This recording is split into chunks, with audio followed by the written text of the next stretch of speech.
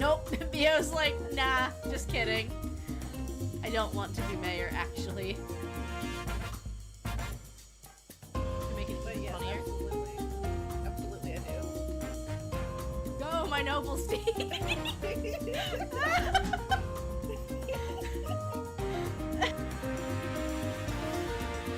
The ship doesn't swerve when it sees how big the iceberg is.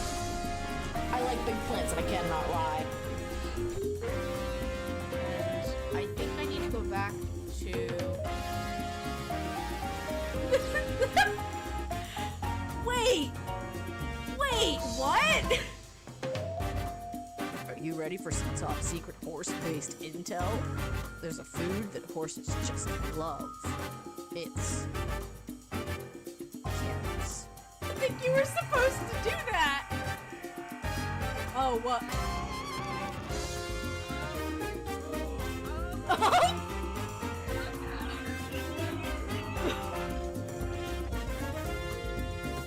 Sir?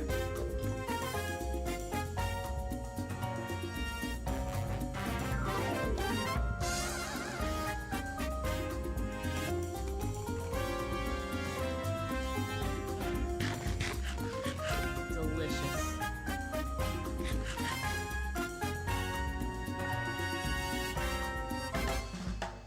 Giva, what are you doing? Alright, I think you're not. I think you're being taken off of chicken feeding duty, darling. Bring if. Oh, oh. Goodbye. Goodbye.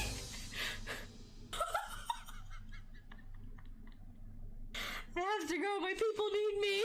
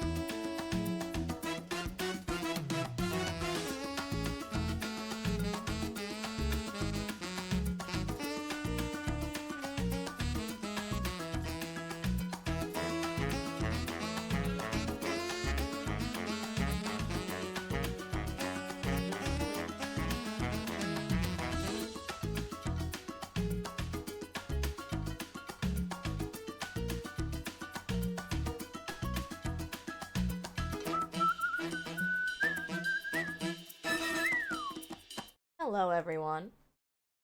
How's it going? Welcome in. Welcome to the last episode in our current Breath of the Wild Discord Draw Along series. I have been having so much fun with these. I also need to get I need to get my Spotify playlists together of royalty-free or at the very least stream safe music. But until then, y'all want some Core Keeper? Captions, you are too funny.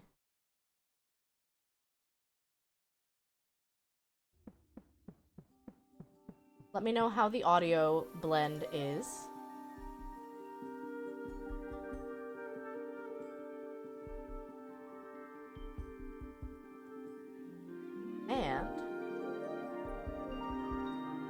Let's get into it. Ochi is here to help.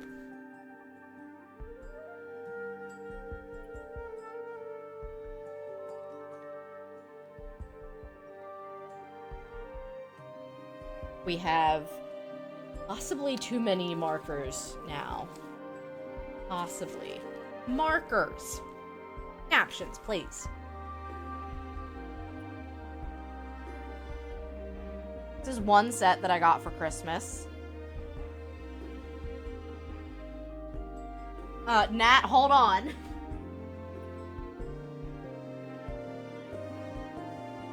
This is another set I got for Christmas.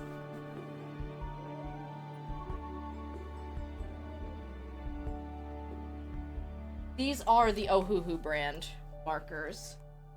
Because I would never want to ask a friend to buy me a huge set of Copic markers like that for any sort of gift. So expensive.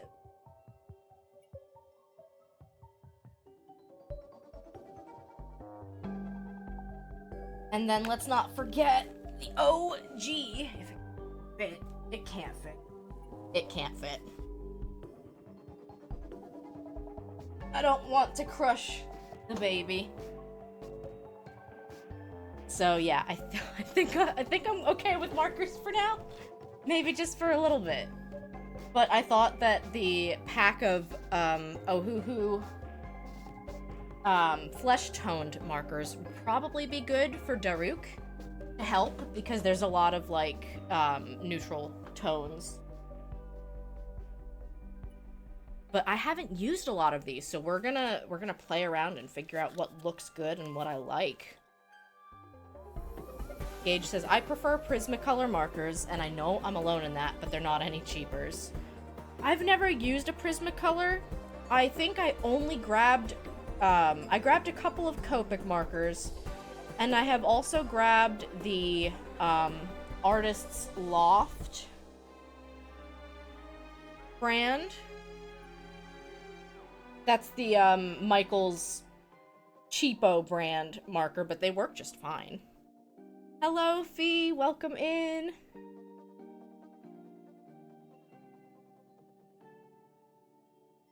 It's great to see you. Hi, Fudge. Are you cooking something? It smells good down in the kitchen. I pretty much got back from, volunteering at the museum, and now I'm here. Ah, the pork carnitas are in the crock pot. I knew I smelled something. So these are my new marker. I'm sorry, my camera's not being nice, but I have to keep it zoomed out so that you can see what I'm doing.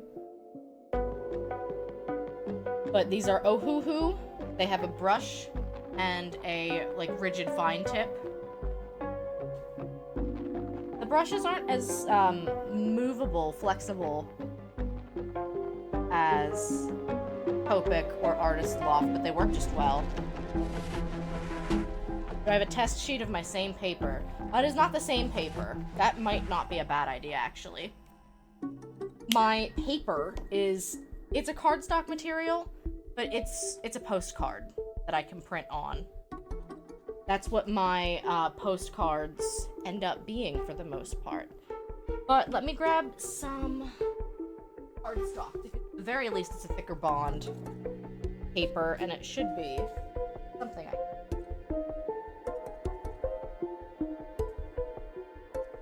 Don't worry, Ochi will be back. You can do a little swipe and label them. I could. That's not a bad idea, because you can see there's a color difference here between the cardstock and my postcard paper.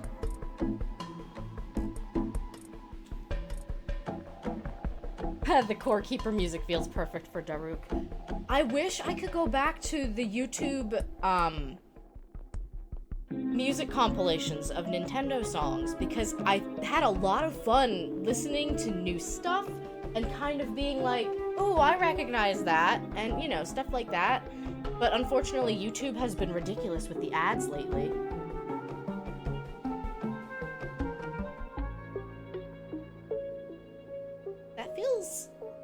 alright. This is quince.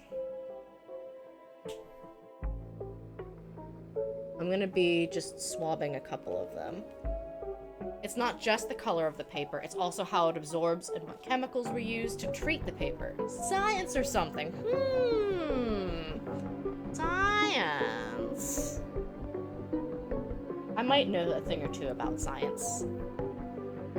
Your ad blocker has been doing pretty good. I need to make the switch over to Firefox. Because my ad blocker stopped working.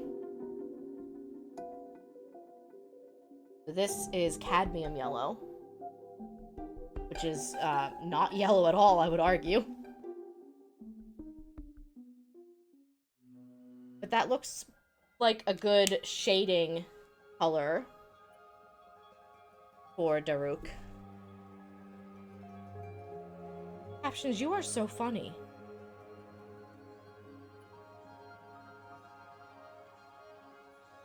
Yeah, I'm sorry that I can't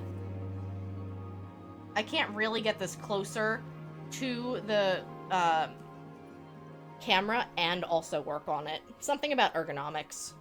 It doesn't work. Oh, that's dark.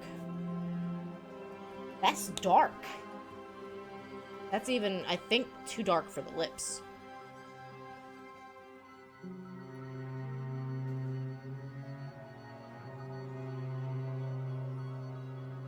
These color names are so funny.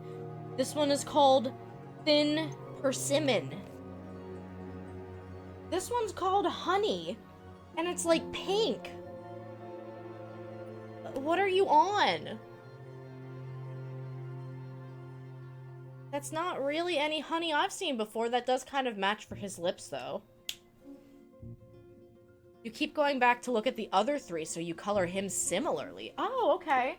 That's interesting. I'm actually looking at the other three to try to figure out what colors I picked, like, so, you know, Rivali is mostly blue. Urbosa was mostly yellow.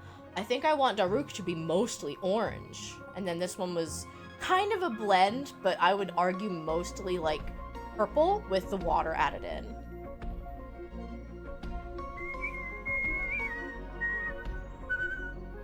So, as always, members of our Discord are sent supplies in the mail so that they, too, can draw this, even if they don't feel particularly artistically inclined. Oh, you wanted to make sure you also do the same black outline. Okay, that makes sense. Yeah, because you know what I noticed?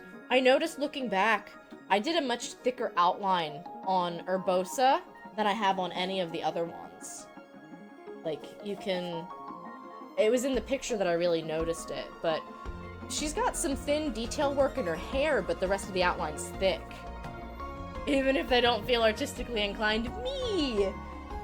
Yeah, but I don't think that should stop people from getting into art.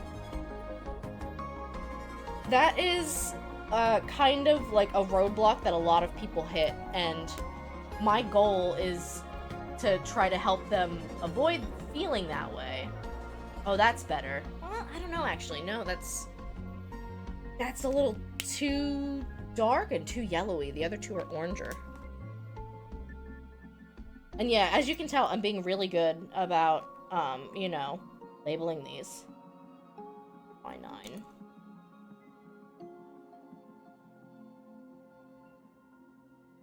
I've left out the ones that I like, at least. So those will be easy to find. Fruit pink. What's that?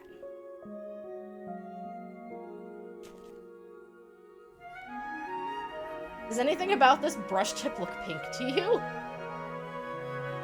Ah, it surprised me. Wow, that's very pink. Maybe too pink for his nose, even.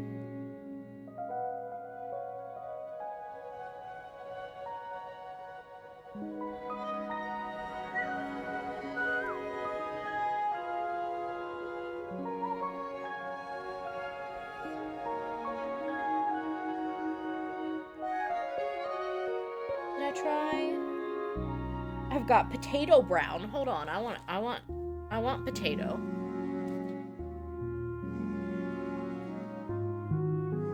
That is a different color than the other one. That might be the winner. Potato brown, BR2.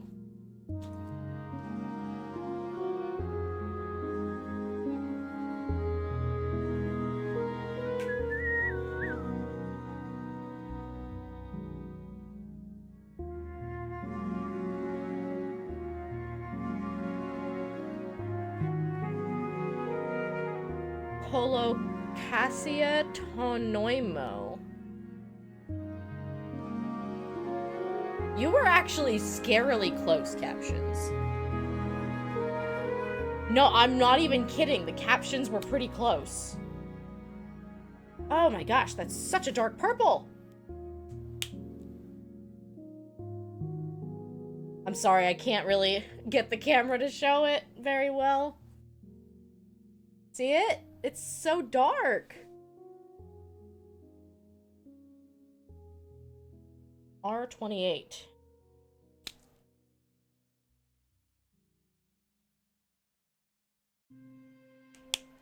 I mean, you have to do this a little bit to figure out, you know, what's gonna look good with what you have. Hair color. This is a very pink pear, actually. Oh, I like that, though. That's way better. Like, the other one was almost, like, painfully bright. This is R29. We'll use this for the... Like, it was almost too neon.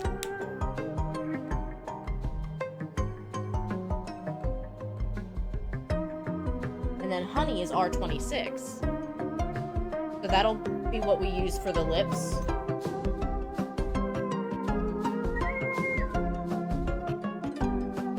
Barley beige. I'm trying now to locate good colors for his hair.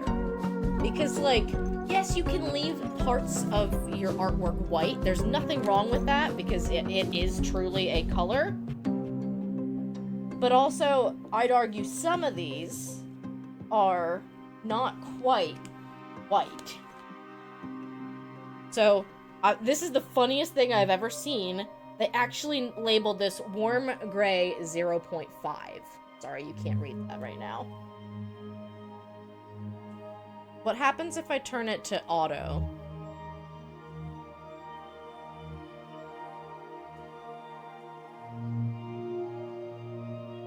Well, that looks good. And then... yeah, okay. So autofocus does not work at all on my face. It, like, makes me sick. But it seems to actually be working really, really well here. So we're gonna keep autofocus on. Remind me to change it the next time I do a face cam stream. But yeah, it's literally called Warm Gray 0.5. Then it says, for some of the hair, I just very lightly color it. That's a very good technique. With the markers, I can put down a layer and then I can remove some of it with the blender, but not too much. So this is Warm Gray 0.5. Ooh, that's a winner.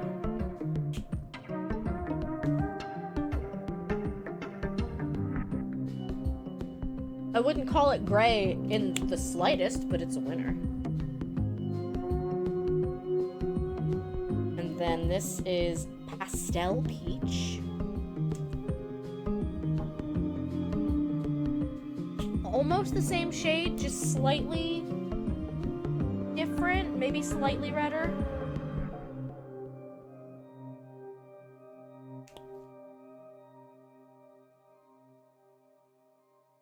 You're struggling to understand the anatomy. No, I understand. The stained glass piece means that there's a lot more, like, parts to it. So, from what I understand, like, this here is part of the background. So there's this, like, swoopy here, there's a swoop over here, there's, like, a curly Q here, and then there's another one on the other side. Arm, bicep, fist, thumb, shoulder, pec, torso, but that's about it. Like, other than that, it just kind of turns into background element. Hi, Mom. Enjoy shopping, Mom.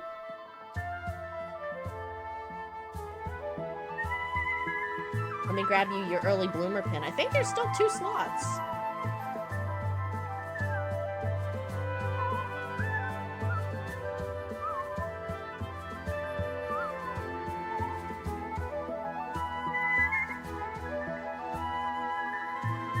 Now there's 1.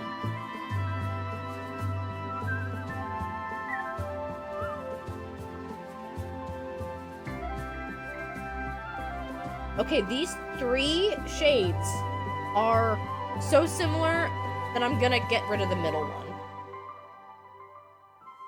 Yeah, Kira called me. Barry called me, and I was like, oh yeah, I'm just gonna ignore this call and text her.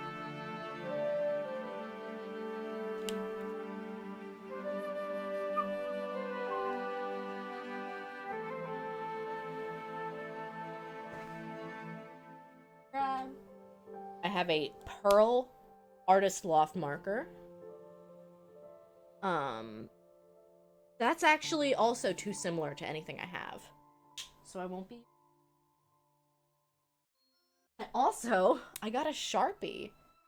Look at this. And I was at an, Office Max, and I saw they had the, like, flesh tone Sharpie pack. And I was tempted, but I'm just like... At this stage, I don't really need it.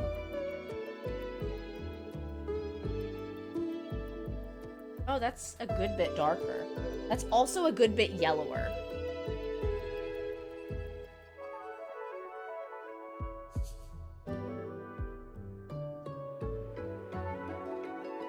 Not sure if I'll need that one, actually.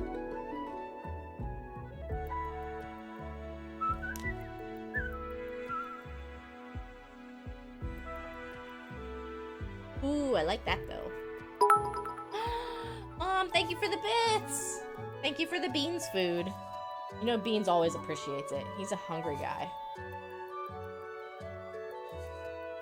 I also don't have any specifics, but I did see that Twitch has added in more emote slots that you can unlock with sub points, so I might end up doing a subathon probably closer to the summer. Because you know we need those emote slots. You know we need them. 11. Is this pinker? Ooh, I like that better, though. E31 is yellower.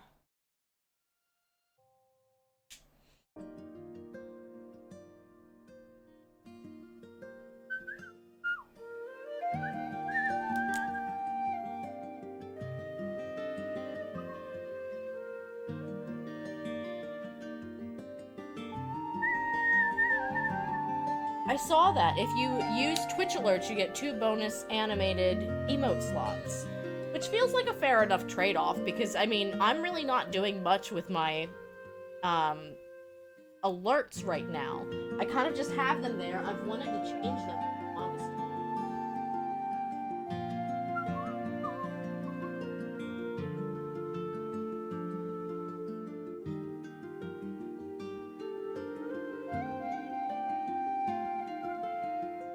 Kind of nice, like, I've gotten to watch the marker dry, and these are the different swatches we have. You can see I have a lot of options here for, like, flesh toned.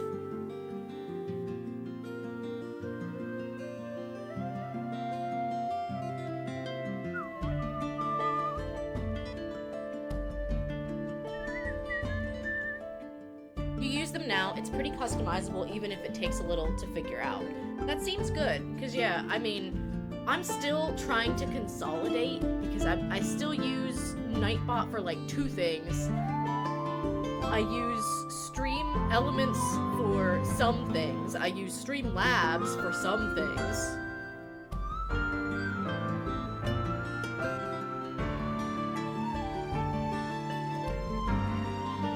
Do you guys like Ochi? I made him.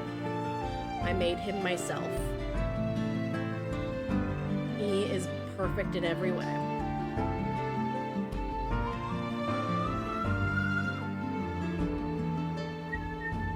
Actually, that R28, I want that. Now that I'm looking at it again, I want that for the chains, because I don't want the chains to be just black. I want there to be some picture, like some tone to it. That's my Pikmin dog. That's my Pikmin dog. That runs through my brain more often than it should.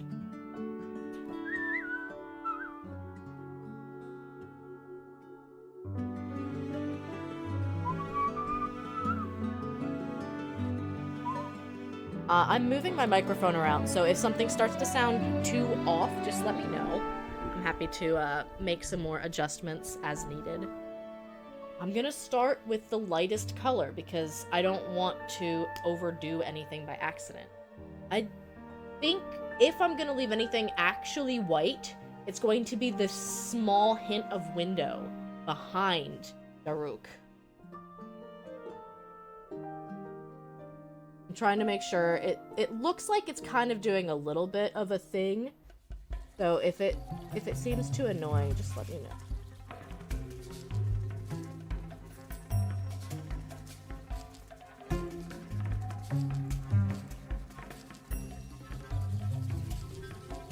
I like to use the outline method.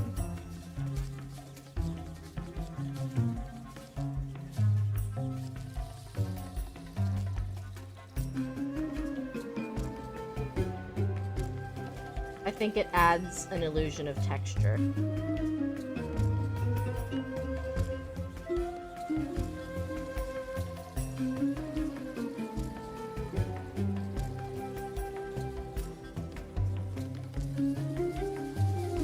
Gage, if you've ever done marker artwork, what kind of paper do you usually use?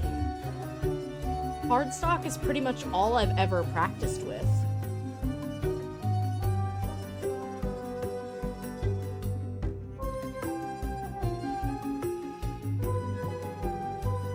I'm pretty sure they make a specific Copic brand paper that you can use.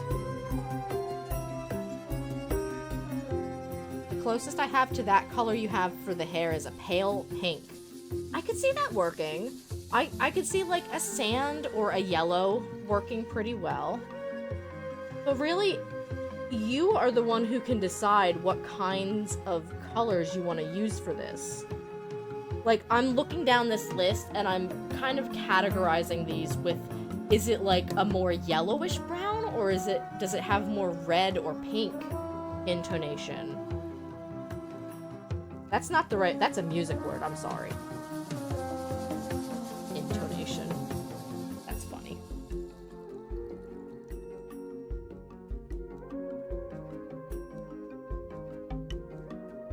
So I think I'm definitely gonna target more red, more oranges and browns for this particular piece. I have yellows, but the reason I'm straying away from them is because Urbosa got a lot of the yellow coloring.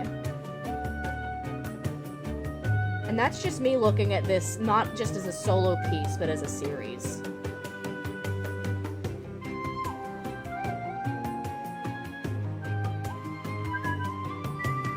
I know some of you only have 12 colors, and that's totally fine.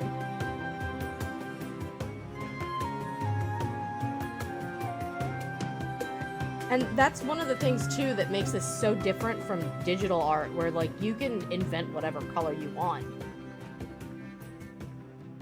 Within reason.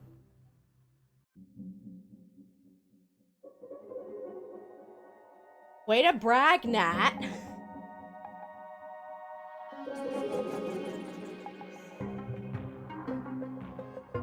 Gosh, so rude.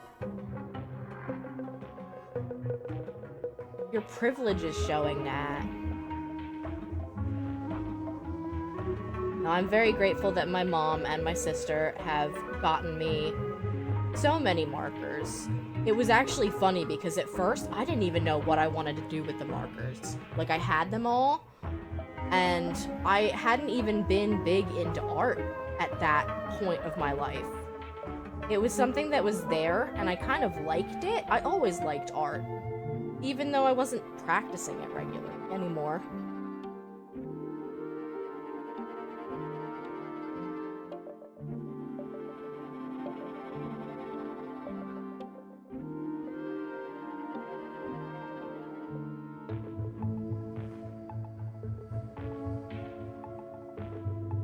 This is so much faster when you trace beforehand. It really is.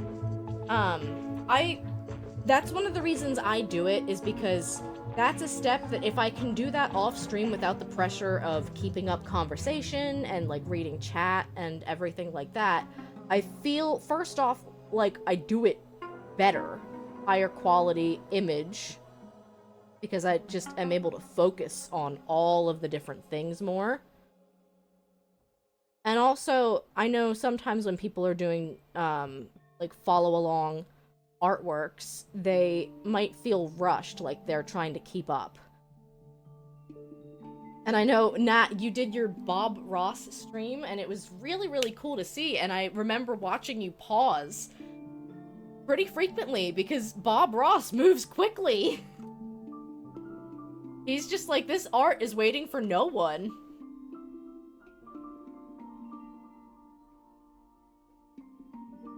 Oh, did I miss an Animal Crossing stream?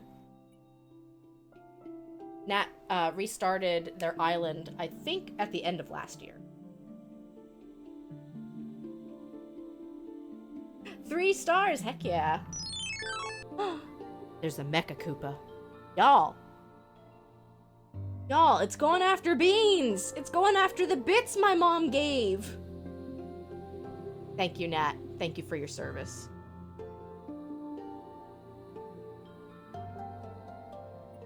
I also figure you guys know I am being silly. Yes.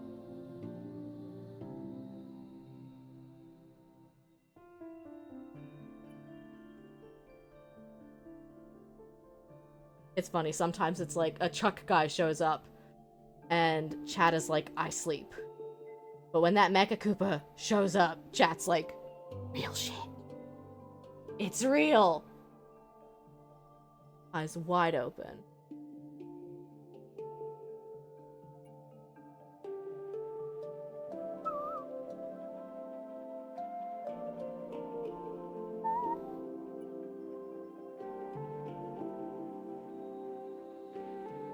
Oh, did you start with your outlining? There's nothing wrong with that, because then you can treat it as a color in the lines. I usually do the outlining last, because in case I overextend with any of my markers, I can kind of hide it in post.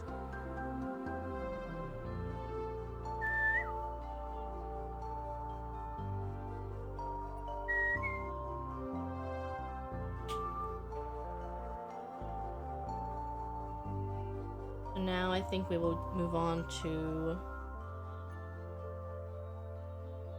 I think E11 is the one I like most for the next shade.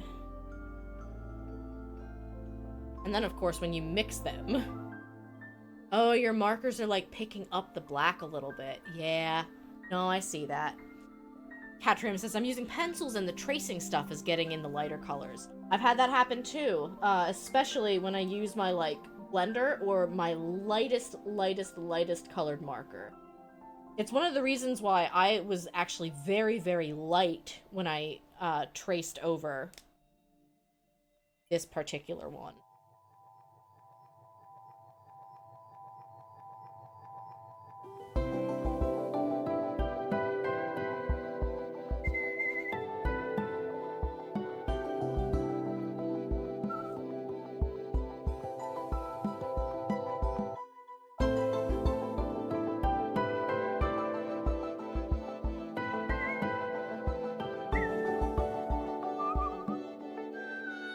I like the carbon black, but it is very fiddly and it does take practice because it's very easy to like get it to smudge. I've got a couple of smudges on here that I see.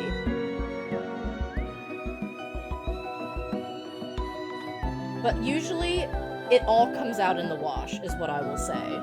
By the time your piece is done, there's going to be so much more going on, so much more depth to it that you're not going to be looking at it as much.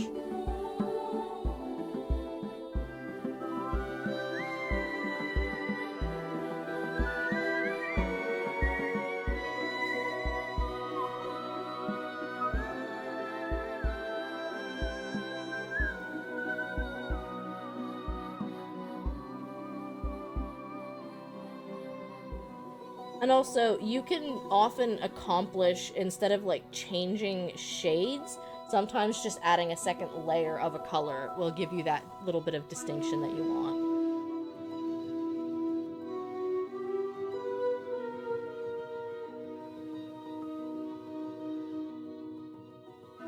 Now, I don't know that this will be the last draw along that we do. We are going to take a little break from this series, and the Cool Gamer Retirement Home is actually moving in a fun direction for our next craft activity.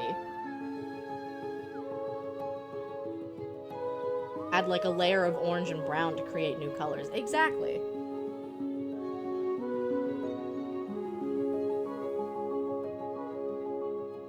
I know, I'm gonna sound fancy when I say this. Our leadership team met about it last night.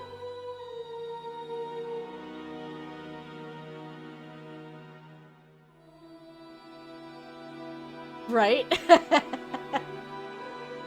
Join the Discord, stay tuned for the next crafting announcement. It'll either be tomorrow or Monday that they make the announcement.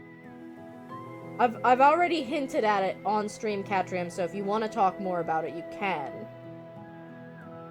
Or if you want that element of surprise and suspense, that's fine too.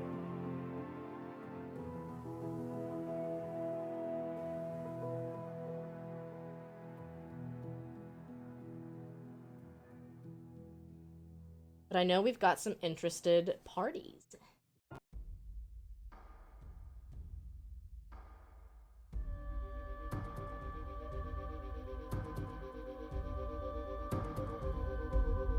I was actually very hesitant when I just did the lightest color of the hair.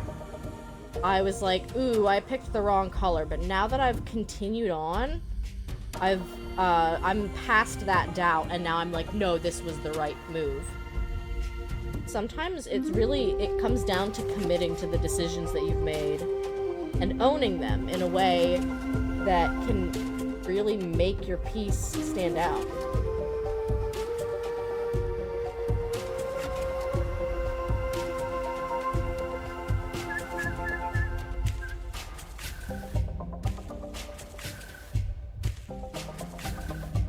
Yeah, this music definitely matches Daruk pretty well.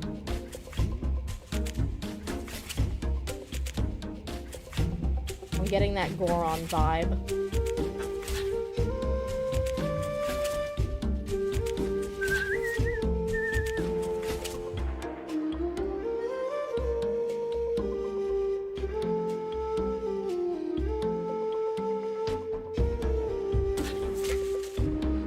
So if you didn't get to see yet in the Discord, what I was doing earlier today was volunteering at a local science museum. They had a kind of career day going on where there were different tables and different people talking about the kinds of like sciencey things that they do for a living. The idea is to try to get more younger individuals interested in a career in science.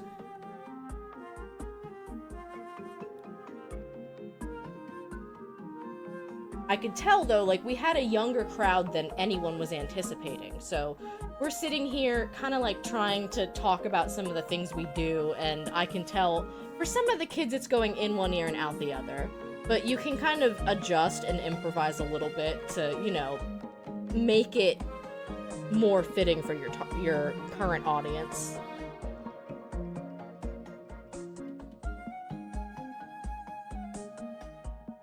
The kids did engage very well with the cookies, unsurprisingly.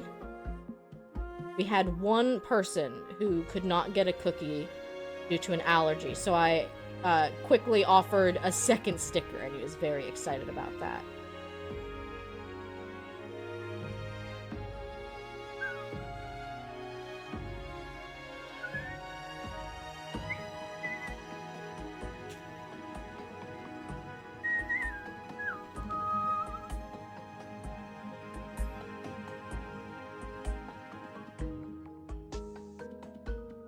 What happens if I mix E11 and E1?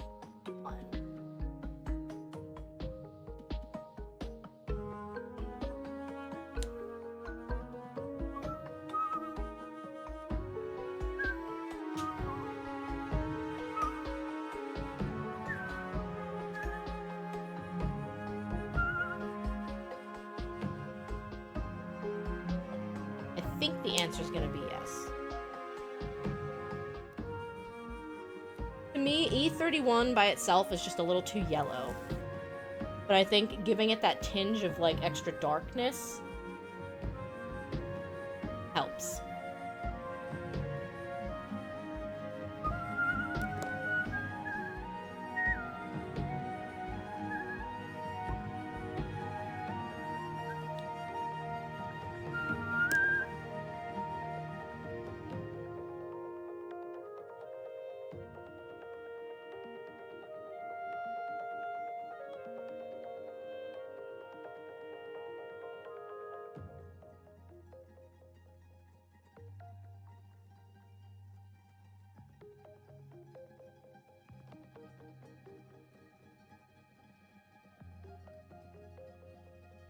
Yep, see, I don't like that color at all by itself, so I'm glad I checked the mixing first.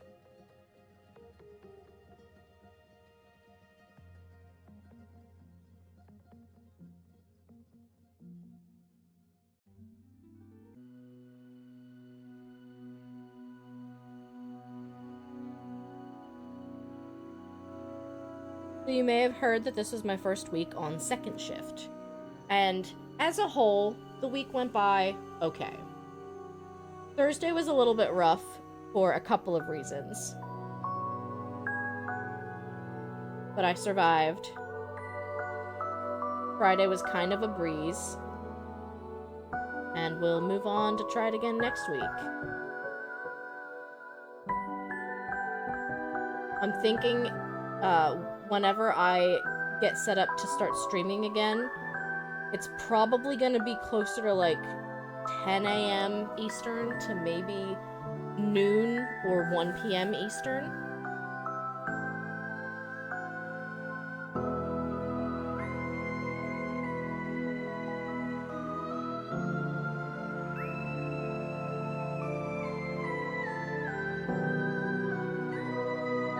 And I'd like to return to Ocarina of Time. We started getting back into Rune Factory Frontier, which I'm actually enjoying a lot.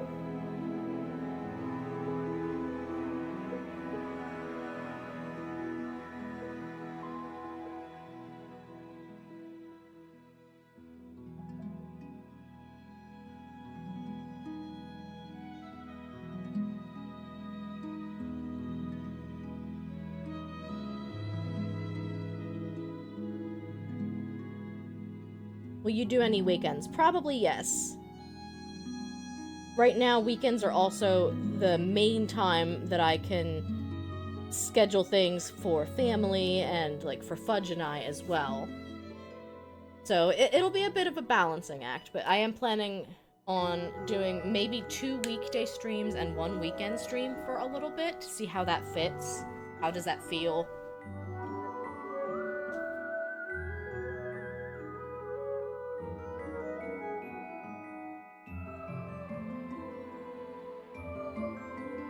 Because, I mean, honestly, even when I got back to work and I was on first shift, I was not really streaming that much. I was, like, maybe streaming once or twice a week. And that's just because, you know, there's a lot of stuff to get used to again. Being back at work full-time.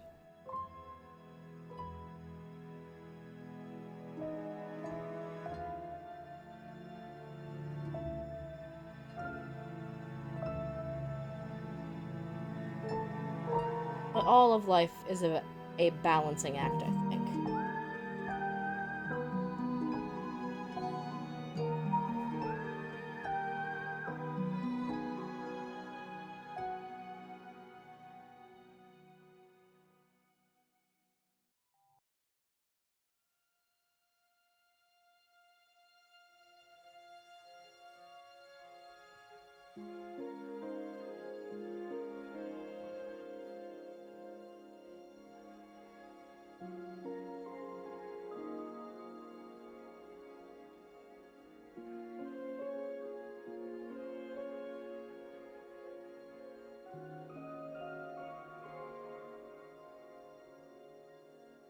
I'm actually, as you can see, leaving some of that E31 in at the top, just to, you know, give it an illusion of there being some light.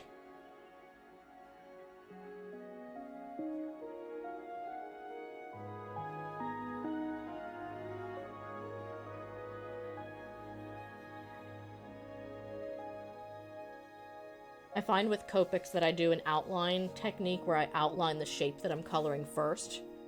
And then sometimes I will use strokes that move like in the direction that the object is moving in to fill it in.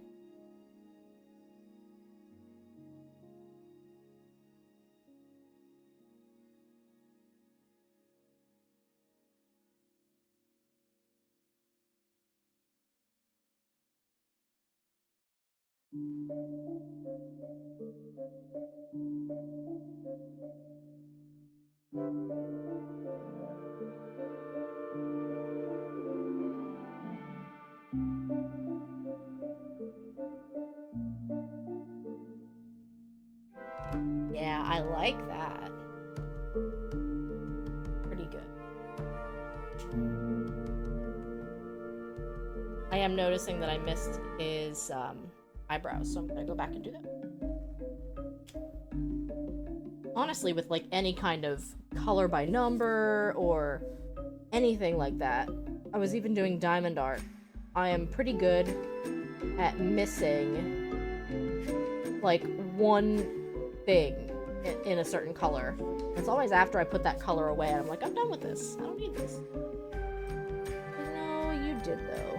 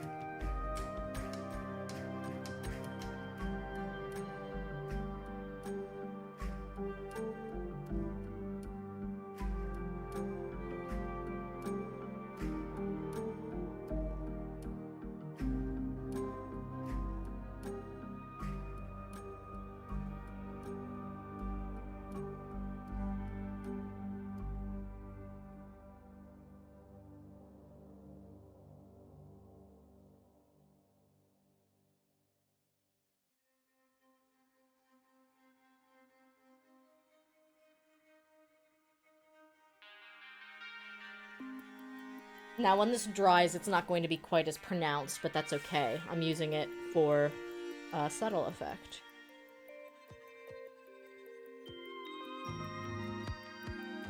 Now, of course, that's not something that you normally have with, like, crayon or colored pencil.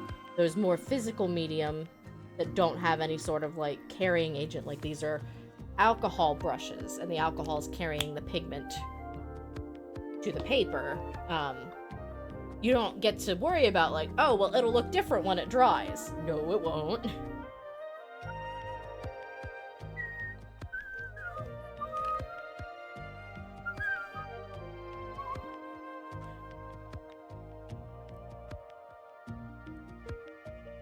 We're using R29 for the nose.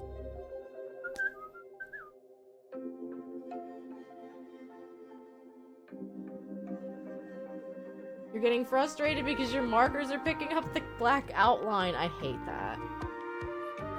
Did you use a black marker for the outline? Like, is it possible to just, you know, blow on it, fan it, try to get it to dry?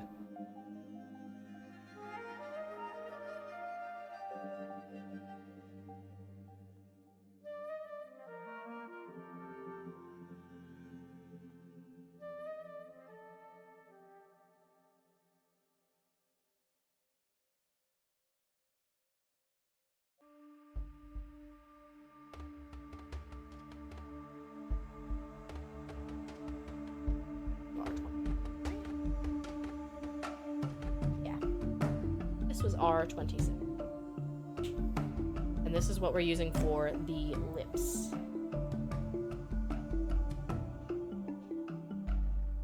It's dried to the touch, but I think the wet markers are reactivating it. Yeah, you might be right.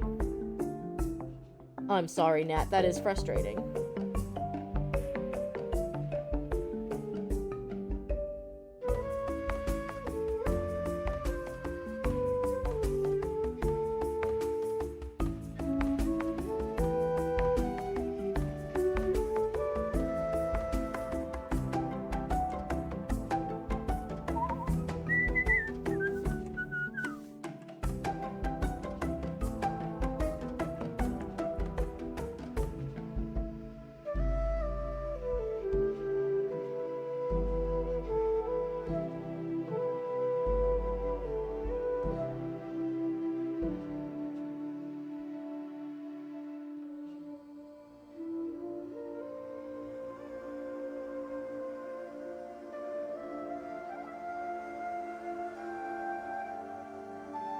it is still funny to me, for whatever reason, that Daruk never received a vote throughout the entire time we were doing this draw-along series.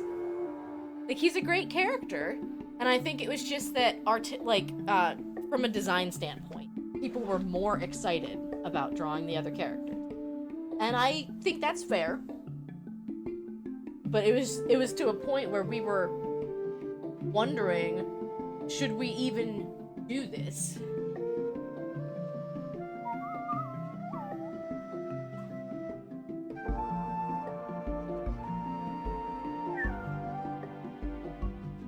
Did you guys miss the whistling? It would have been a crime to only do 3 out of the 4. It would have been Daruk Erasure.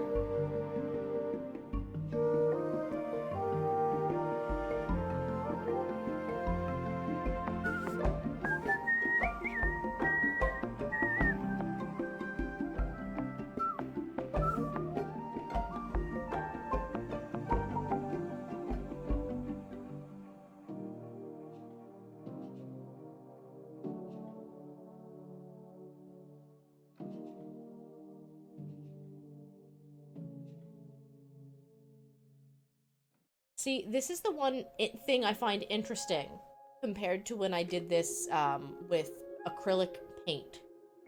Something about acrylic paint where you are mixing all of your own colors, it almost made it kind of harder and, in a sense, scarier to get the colors right, because, you know, like, you can change so many things. You did, in fact, what? Did you vote for, did you throw Daruk a pity vote?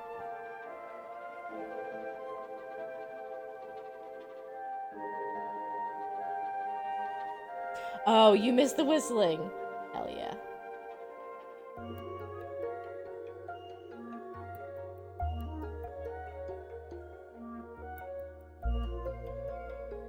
No, I had a lot of days this week where I was sitting at my desk and, like, I had thoughts about streaming, but I just wasn't quite ready to go live. And I think part of it is also the fact that now I go to work later in the day, so I get stuck in waiting mode a little bit, and I'm trying to figure out the best way to get my brain out of waiting mode, where I'm not worried about, oh, well, I can't do XYZ because I need to remember to go to work in 2 hours. Or part of it was, like, looking at the clock and thinking, well, I only have 2 hours to stream. Is that enough time? And I think with sitting down and actually committing to it, it will be enough time. Oh, I missed a part of the hair. Yeah, waiting mode is very real.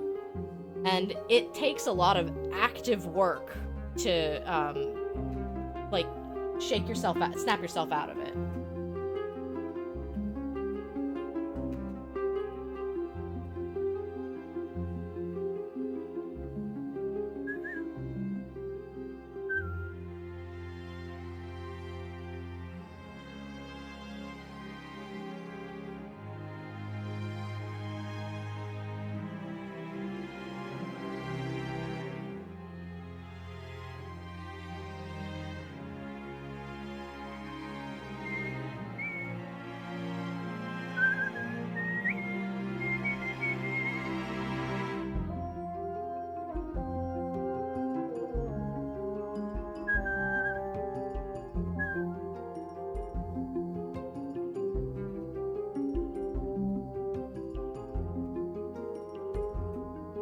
But in the meantime, I have also been doing a lot of behind-the-scenes work. We're getting ready to start scheduling and, like, finalizing and solidifying plans for CGRH Go. Thank you for the hydrate. It is my last one.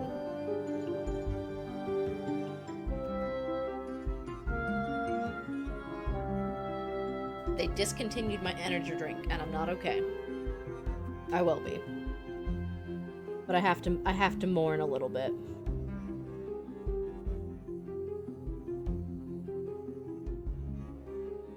I tried Mountain Dew Amp, and it is disgusting.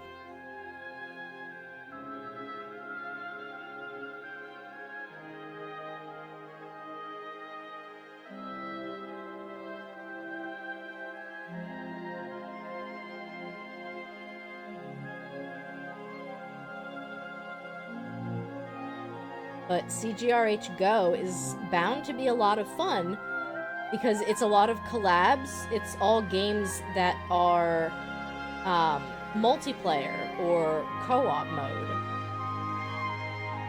We've got a lot of different options that people are coming up with.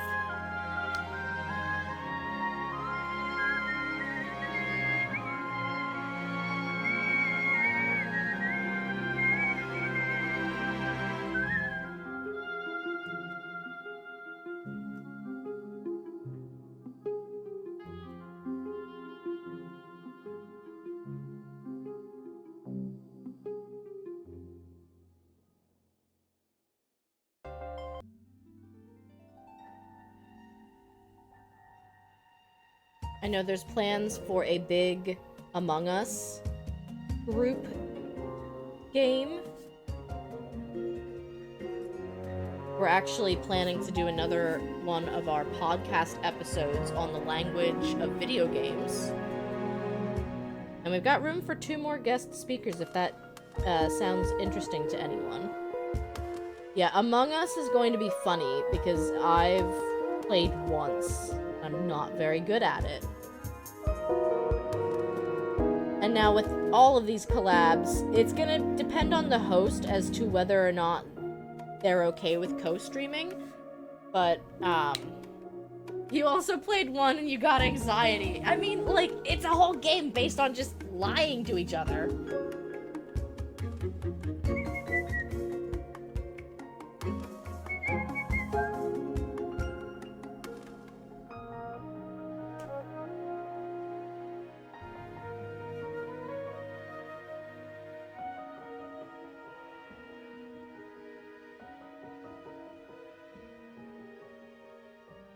What do you mean by the language of video games? So what we mean is actually using video games as a language, as a tool for communicating, whether it be like the message that's delivered in the plot, the like emotions that are evoked by it, what it can make a person feel, and how effective it is at doing that. This is actually something that Gamers Outreach kind of focuses on, because their whole the whole goal of the organization is to bring joy and healing to patients in pediatric hospitals, and they do that through video games. And not only is it a way to bring joy, but it's also a great way to involve socialization between patients, because I mean sometimes, like, you know, you're in a room day in and day out, you might not be getting the kind of socialization and the stimulation that you need. So adding video games into the mix to get you to play, have fun, and have to work with someone else, like, I actually might want to talk about Overcooked and Played Up, because you get to a point where, like, you don't really need to talk to each other. You know what you're doing. Everyone who's playing is aware of what's going on. Like, when Fudge and I played Overcooked 1 and ended up beating the level, like, there was never any sort of, like, aggravation or frustration between the two of us, because we were just so in sync with each other, and the video game was the tool that kind of allowed that to happen. It's very unique.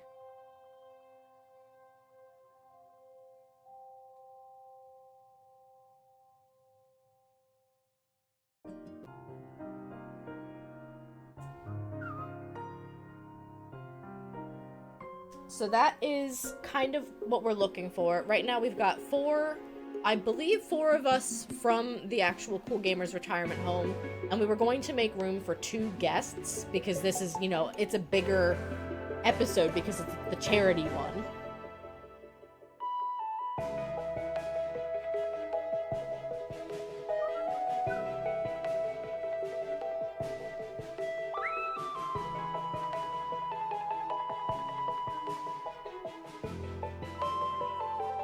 Oh, it's the wrong color.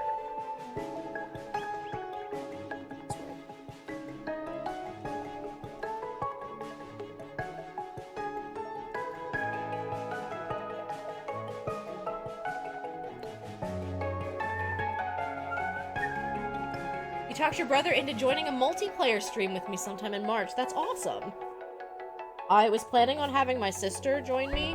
I don't know yet if this is going to be a stream that we have to unlock by raising enough money for the charity, but we're talking about doing Spelunky 2. If you don't know Spelunky, it's about as punishing a video game as there is. It's a roguelite platformer, and it's Dark Souls level of punishing because you have to remain aware of every single thing in the level because any of them can kill you and will kill you. Spelunky is so hard, and I think the thing about Spelunky is that if you die, it was either bad RNG or it was your fault for not reacting to the bad RNG. So, like, you learn from every single death. Doesn't make it less heartbreaking.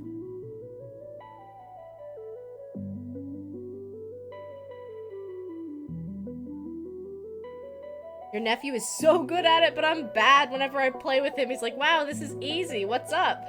Yeah, like, if you don't understand how far your character can jump, how far they can fall before they take damage, how high you bounce off of a character, like, if you don't know those things, you're gonna have a bad time. Pestina, why are you not announcing your presence? You have your own fanfare. Why are you not playing it? Also, I can tell I'm smudging a little bit of my tracing paper, but that's okay. Action. Test nut. Sound. Browse. You. I told you, you have a sound alert. Now work! Uber.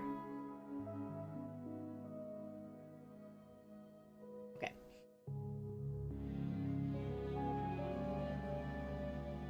Ignore the second pest nut. Captions, you're hilarious.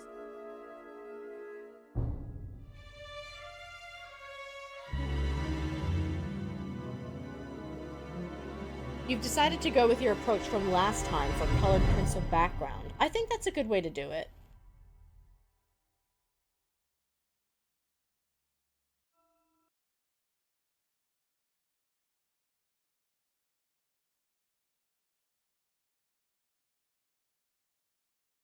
Are we out of music? It would appear so.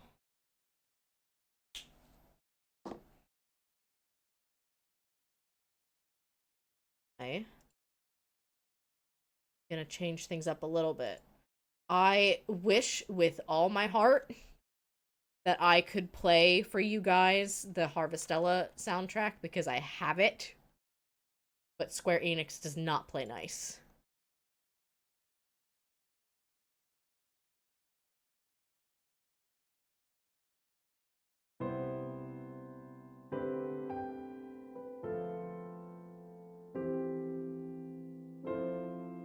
Yeah, I mean, it doesn't make sense to me either. There's a lot of things regarding music and the music industry that don't fully make sense to me. Yeah, you can play the audio in-game on stream.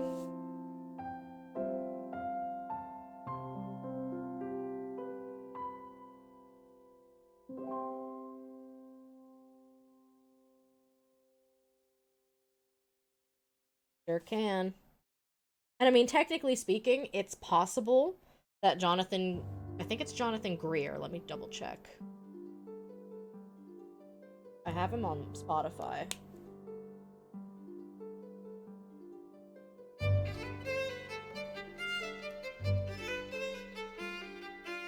Sorry, just one second. Jonathan Gear is the composer for Core Keeper, and also did, what is it, Owlboy? Is that the name of the game? I haven't played Owlboy. Yep, Owlboy.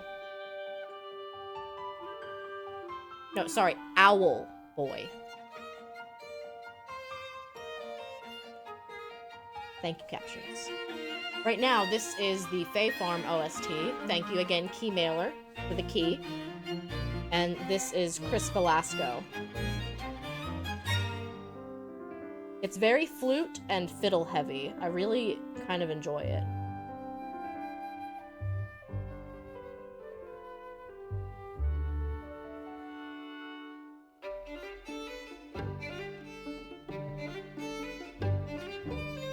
Like, I don't think any single person who has, like, put music on in the background of their stream has tried to claim, yes, I made this. Like, no one's doing that. We are trying to just vibe.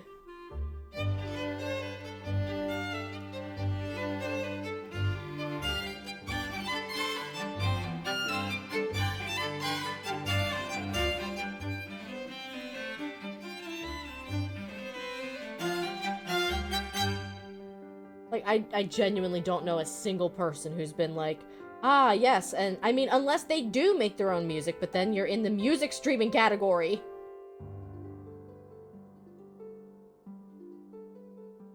I know Vinesauce actually struggled with that quite a bit because he would do, like, BRB sections of his stream, take a break, because, I mean, the guy streams for, like, 6 to 8 hours sometimes. So he would take a break and put on music from, like, indie, musicians. And, I mean, they would be, it would be music with lyrics, which you know how Twitch gets about. And I think when they started cracking down, he actually had to stop doing the BRBs.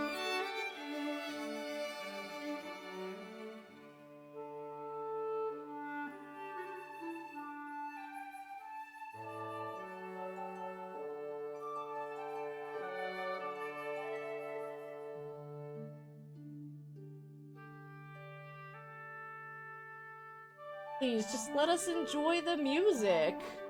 All I want.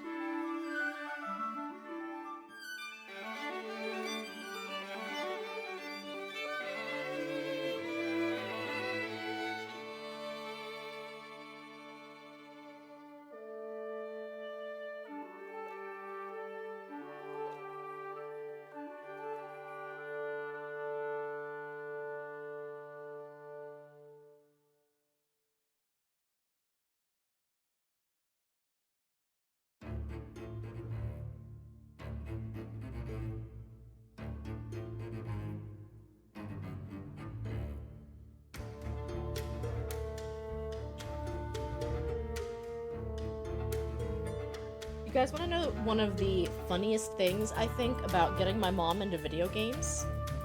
It's that she will now text me and say, have you heard of this game? Like, on the day that it comes out, she will text me. Like, she was the one who texted me about Enshrouded. And then later, Sekhmet was like, oh, by the way, here is a game called Enshrouded. Check it out. I think you might like it. And I'm just like, my mom literally just texted me about this. It's so funny.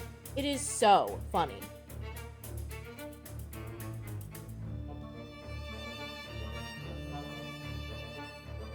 Also, my mom is curious about Lego Fortnite, so that might be a charity stretch goal. Yes, she is. Now, Lego Fortnite, from what I understand, is not Battle Royale. It's survival. Yeah. Well, Why do you think she wants to play it? It's just Minecraft, but Legos.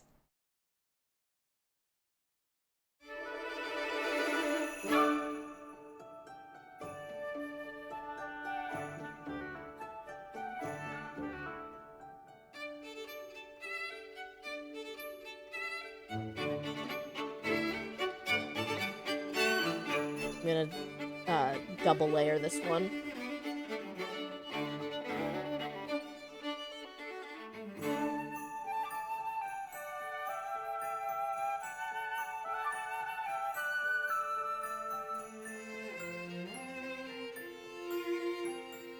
By the way, I'm always happy to have you guys tag along and come on this art journey with me.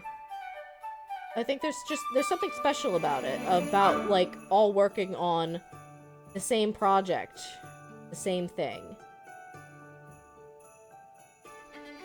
You can pick up, like, inspiration.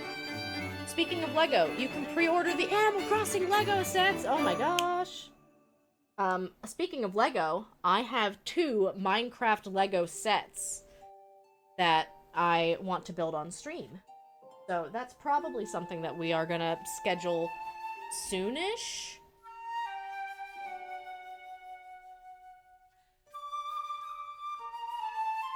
I feel like Lego is kind of a nice ASMR stream, and it might be really good to get to, like, just listen to me build Legos if you have to work and lurk, because you get to hear all the sounds, you get to hear the clicks, you get to hear the plastic opening.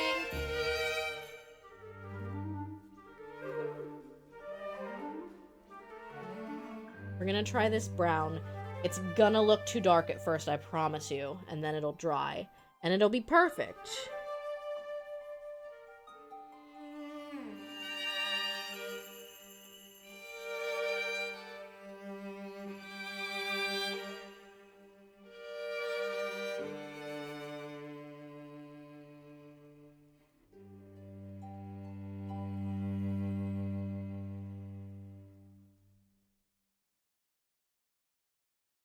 I'm so nervous the second I touched the marker down. I was like, I hate it. It's too dark. I hate it. Trust the process.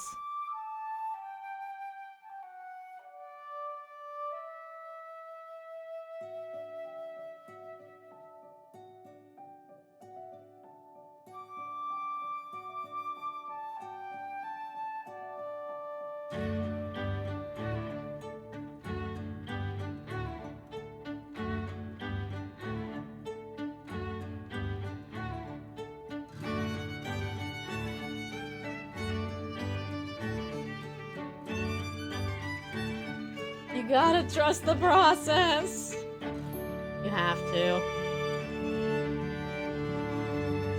I've also learned that sometimes the more of, like, a dark color you put down, the less dark it feels overall. Because now you've adjusted the contrast of the entire piece, so your eye is not drawn to it as much. Like, right now, this is the only dark brown, so of course it looks really, really dark.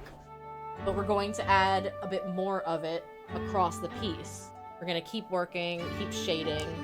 It's gonna come out just fine.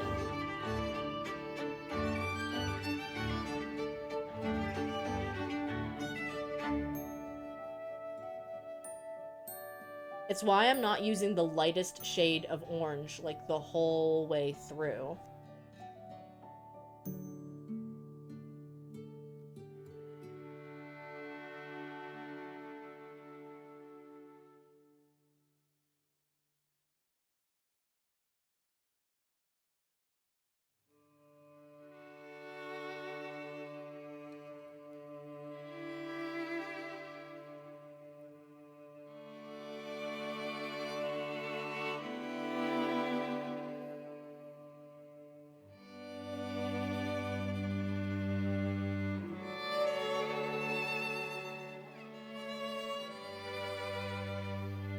You guys like the ambient fiddle?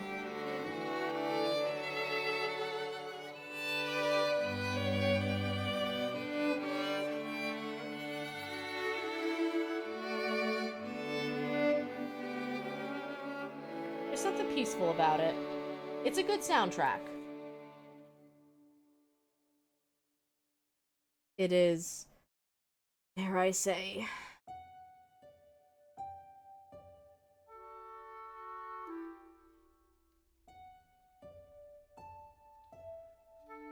just learned I know someone who has extra violins lying around, so you might get to learn how to play. Violin is fun. It can be a little bit challenging just because if your technique isn't perfect, it might not sound great. I mean, that's a lot of instruments, really. But, like, it's not quite as easy to pick up as the piano, you know? I never played. I was in the orchestra playing the flute, though.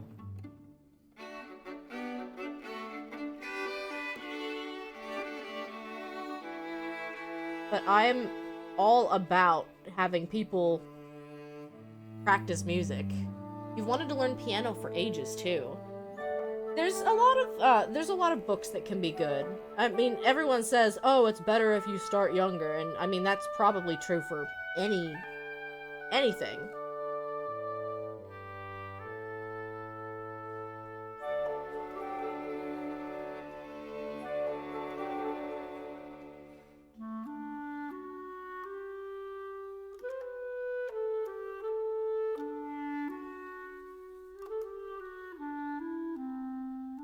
I've never played an instrument, and it's maybe my only real-life regret. Here's the thing, it is not too late to learn an instrument and to start playing. I will say, though, that, like, middle school, high school band was probably the easiest way to incorporate an ensemble into my life. That's not to say you can't do it as an adult. My sister does. Maybe a little too much, actually. You wish you had been in band, actually. My whole life would have been different if I was in band and not orchestra. Well, why not both? Was there something particular about band that you valued over orchestra? Was it the your peers? The teacher?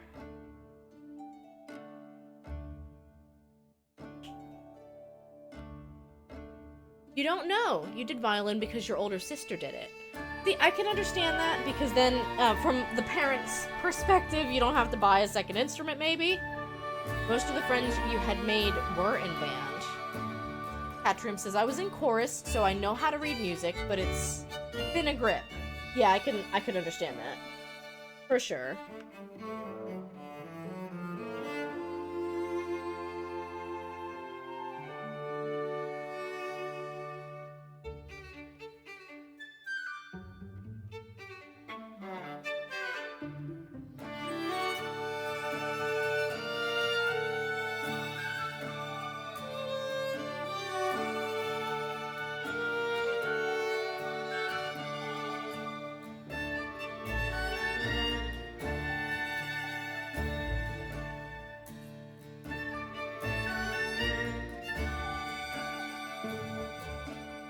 You know, it's funny, I was going to do the knuckles in that brown color, but now I'm second guessing it. So I'm gonna do a double shade of my cadmium yellow instead. Nat says, I miss being in a choir for sure. I was in a local one during college, but the fees are kind of a lot since they're non-profit. That's actually weird because, I mean, the group that my sister's in, they pay you to go play concerts. It's not a lot, but they still pay you.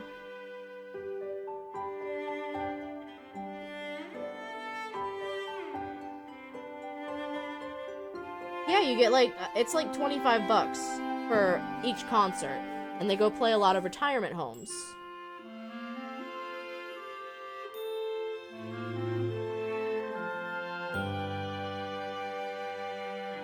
They definitely exist. Now, I don't know that all of the groups that she's in pay out for each concert.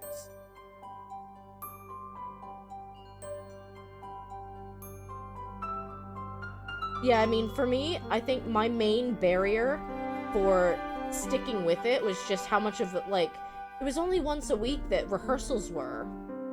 And that's not absurd as far as, like, a time commitment. And then, of course, you have each concert. But I struggled to find the motivation to keep up with going to rehearsal.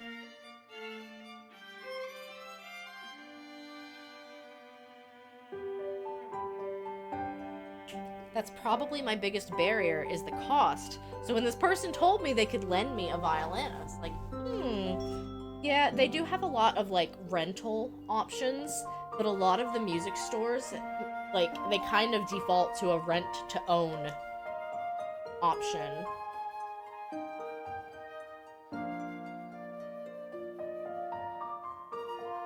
The one I was in was cool because it was a women's group, but very lax on who could join. They did a lot of politically charged events and music. That's interesting. I don't mind a band being lax on who can join because, again, like, I think if you're in a music group, you want to be in a group with like-minded individuals who care as much as you do about the performance. If you go into an ensemble and you can tell some people who are there, like, genuinely have no interest in being there, it can kind of, like, change things a little bit. Oh, Nat says by lax, I mean mostly what is defined as female. Okay. Thanks.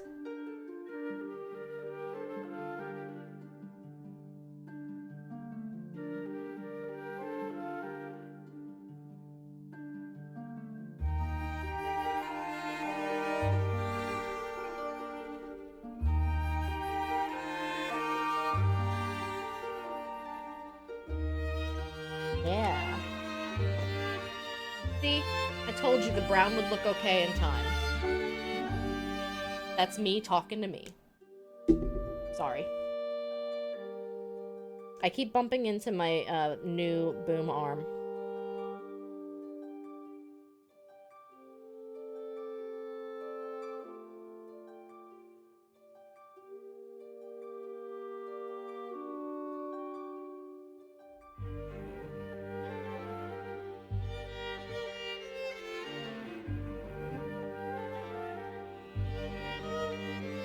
Every time I notice I'm coloring out of camera view, I'm like, okay, move your piece of artwork. It's difficult, you know? Like, you don't really think about coloring and trying to keep, like, everything in view.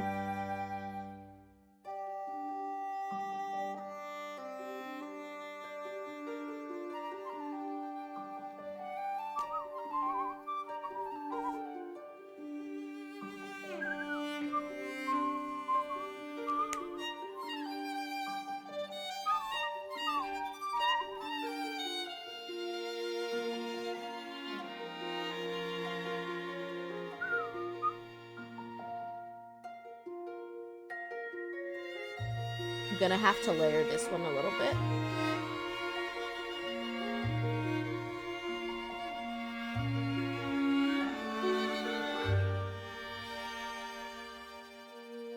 I'm gonna have to find a blue that I like.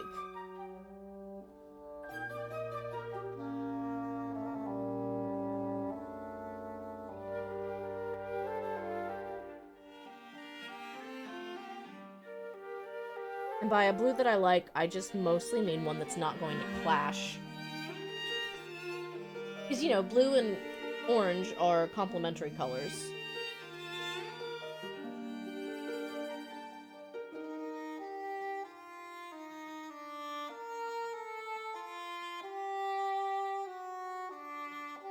Welcome in, ADV. What sort of marker or paintbrush are you using? I am using the E04 art markers. I have a couple of Copics, I have a lot of Sharpies, and I have a couple of the Artist Loft brand markers. These E04s, it sounds so funny to say, were a Christmas gift. So now I have a nice set of, I have the Honolulu series, which is a lot of flesh tones, which is really working well for Daruk. And then I also have an assortment, which was actually also the Honolulu series. I kind of really like how accessible Ohuhu is to get into. Just the fact that you don't have to drop like $7 or $8 on a marker. It can be a little bit of a barrier. Now I'm trying to find the perfect blue colors here. They look really smooth. Yeah, this is actually my first time using these ones. So I'm glad that I get to try them out. We've got my little buddy Ochi here, keeping us company. Oh, you're nearly done. I need to catch up. Our Discord members have in the mail received a blank postcard, the reference picture, and some carbon tracing paper.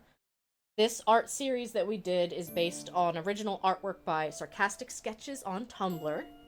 I am very good at reciting that. I did not come up with this design. It's a wonderful design. Mostly this, series that we're doing is to kind of, teach coloring and technique, and especially, I've been using brush markers for all of these. Not your best work, but you think you're happy with it. Yeah, I'm sorry about your outline. That can definitely be frustrating, especially as you continue to go along and, try to work. Oh, that's a good color. EB7. Pastel blue.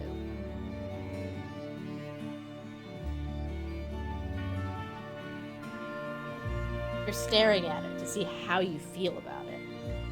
That's a good way to look at it. Now, do I want cerulean or royal? I guess let's see them both.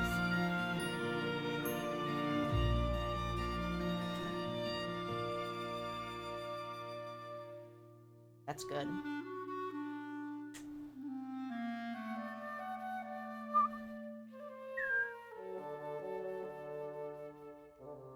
EB8.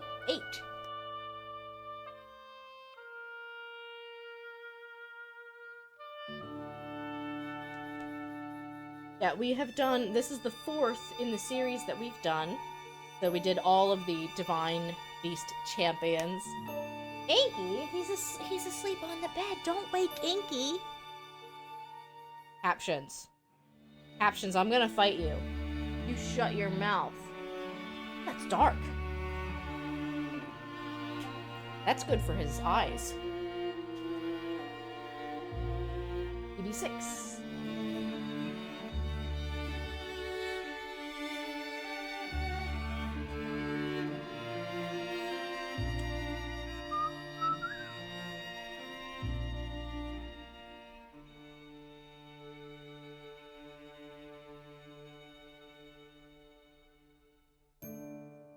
Inky has actually been missing me a lot on second shift.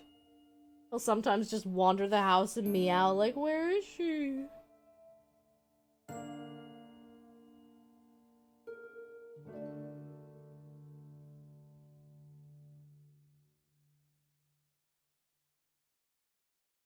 Right now, he's actually asleep on the bed inside of his cat bed. Which is, the best way to be.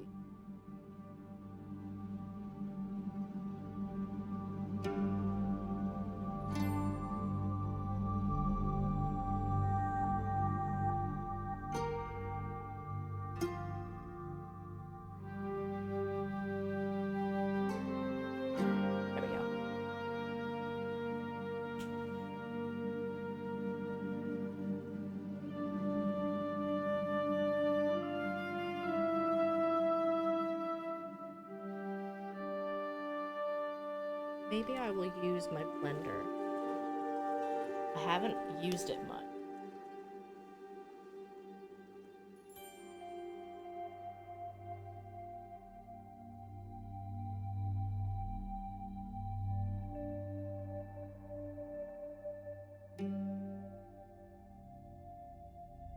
Hold up.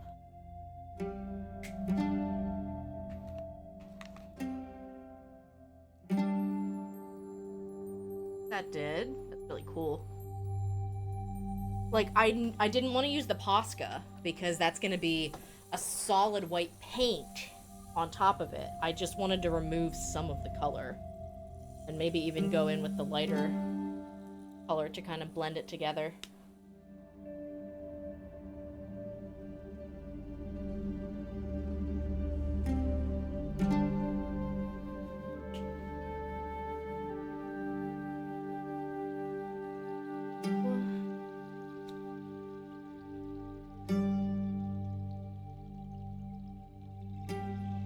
Where are we going, chat?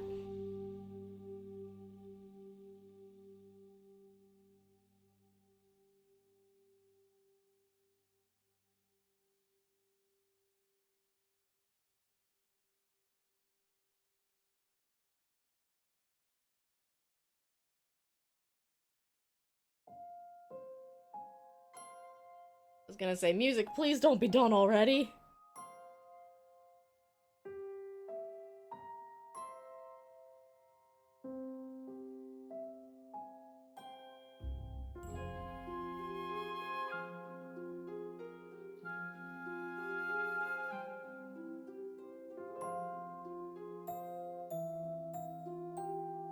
This music is so soothing. This is the Fae Farm soundtrack. I received a key courtesy of Keymailer, and I like kind of, you know, chill background music for art streams.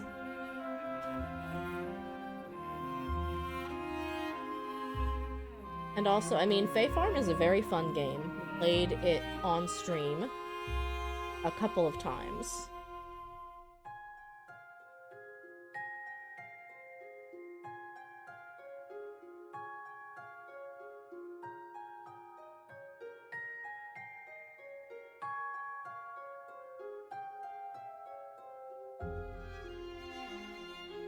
I really love how Chris Velasco uses a lot of flute and fiddle. Oh, thank you for the follow. Do you prefer going by ADV Addict, or... just let me know.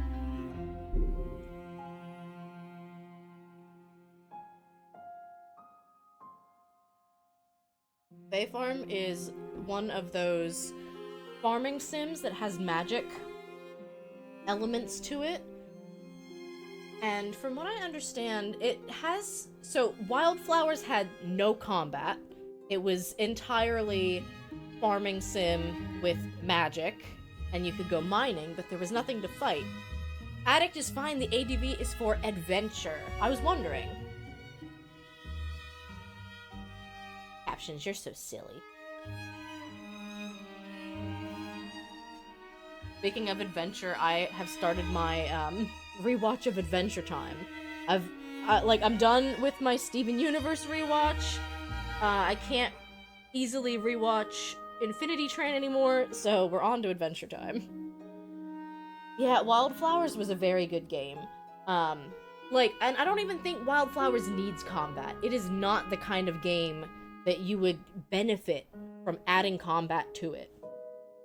Especially, I think, considering that the game was originally designed for Apple Arcade. Like, you want to keep the gameplay simple, and that was actually one of its strengths. Now, Wildflowers, on the other hand, Fae Farm, on the other hand, has combat, and it's simplistic enough that it's fun. And it's not something that they added to the game just to say they had combat.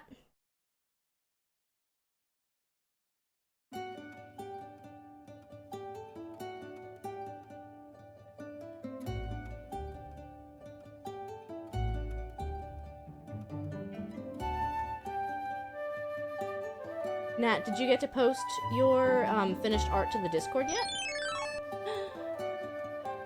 Fighterfly. Have you played Potion Master? I don't think I have. I've heard of Potionomics, but I haven't played that. I don't even know if I've heard of Potion Master. Is it new? Is that the one that Mopsy Bebop was playing? Where you, like, follow the potion tree to figure out what the different ingredients do?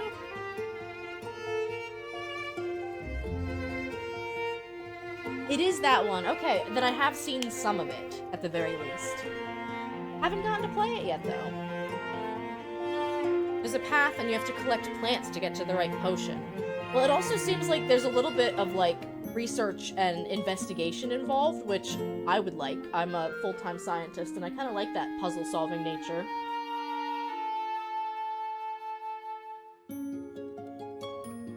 PB8 next. Peanut Butter 8. I'll have to keep that game in mind.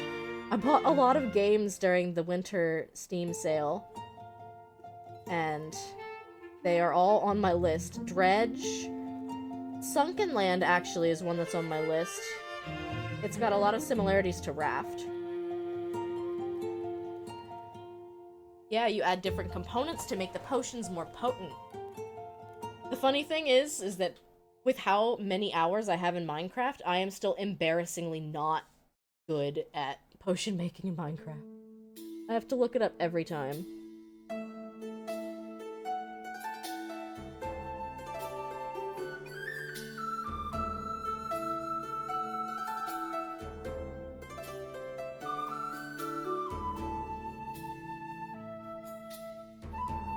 The one game that took me by storm this year was actually Dave the Diver. I played so much Dave.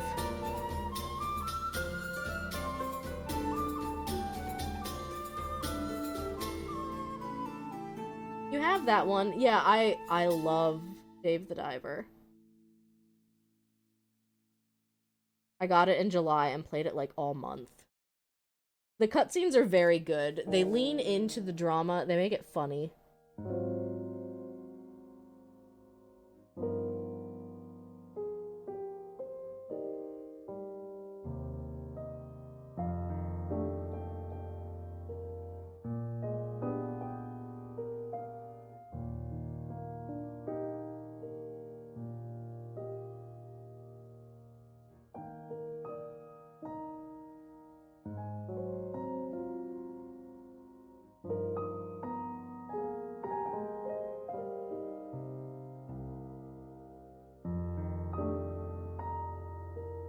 I feel like Dave is still definitely my favorite character. Oh, I know. That fish is traumatized.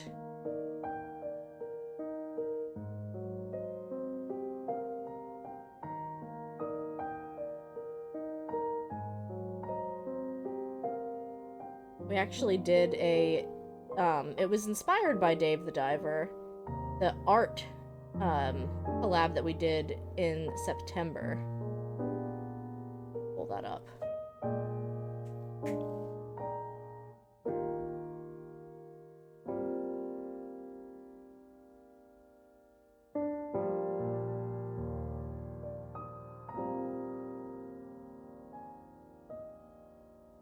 Yeah, I got into digital art in 2022 for the first time ever. And I have been trying to kind of like push my limits ever since. Let me hide this real quick. Here you go. So I drew Dave, I drew Reth, I drew Farah, Boncho, there's Redria and Beans, there's a knife cat, there's some food. Nat again drew My Melody and Hiromi, I think. My sister here drew the raccoon from Overcooked. She was very adamant that that was who she was drawing. And Love Litchi drew her and Goji. They are VTuber friends of mine. And Kate Sketches drew a bottle of Pepto-Bismol on a date with a booba. You know, this is normal for art collaborations here. But I had a lot of fun getting to draw Dave. Very scary drawing a sitting down character. I kind of like grew up doing, you know, your basic anime 3/4 headshots. Maybe I would draw a shoulder if I was feeling really brave. I didn't feel brave very often. So we're pushing the limits of art.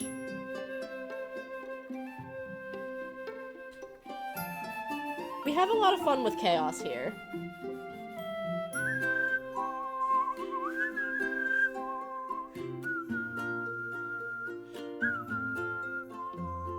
I'm sorry, I whistle better than you. Whoever whistled for this, I could do it better.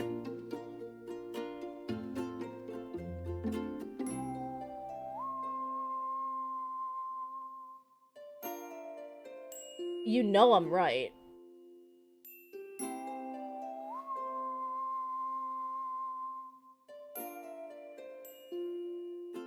I'm loving the way this blue, like, it really, it draws out a lot of the orange in the picture, and I like that.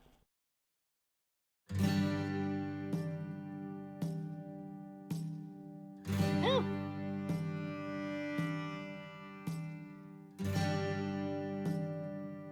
Time to outline, heck yeah! I still haven't decided what I want to do for the background yet.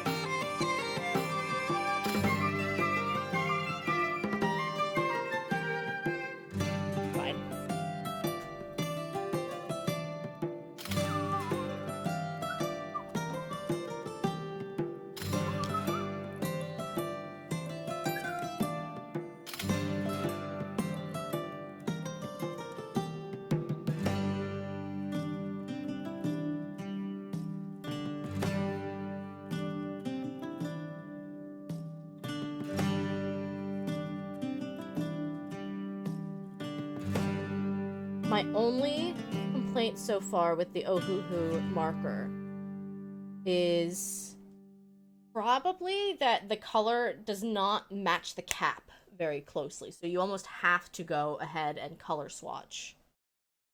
And if you don't, it's kind of anyone's guess as to what the color is going to turn out looking like.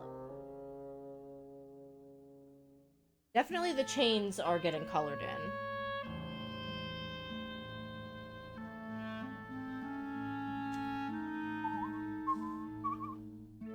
You can thank Lyat Lurian for saying, hey, why don't you label your colors, you silly head? Because I wasn't. And then I was like, wait, which color is this again? And then very quickly I was like, yeah, we're writing this down. My ADHD brain does not retain as much as I hope it should.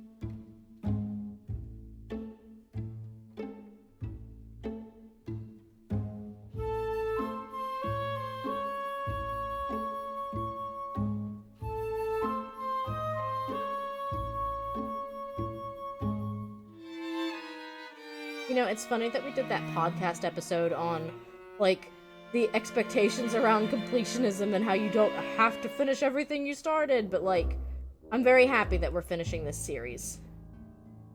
That we have done all 4 of the, Breath of the Wild champions.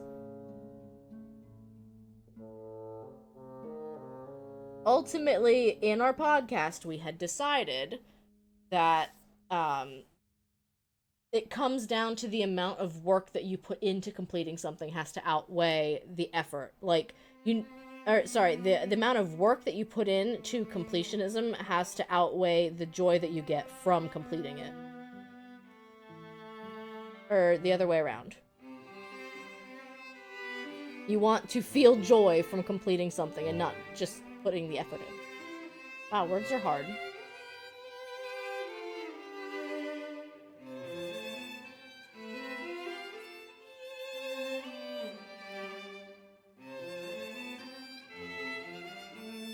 Yes, basically we have determined that you must feel miserable and complete everything. And if you don't, you're a loser.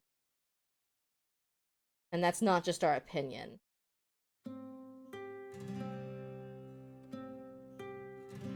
Doth it has been decreed.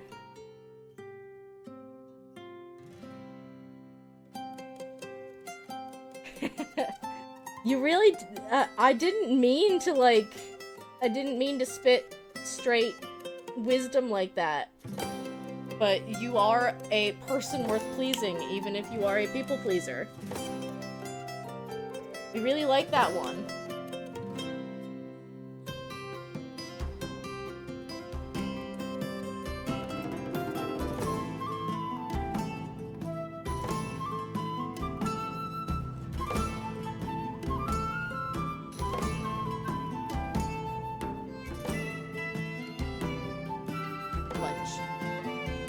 Your therapist liked it too. I get to talk with mine on Wednesday. I have a feeling she'll probably like it as well.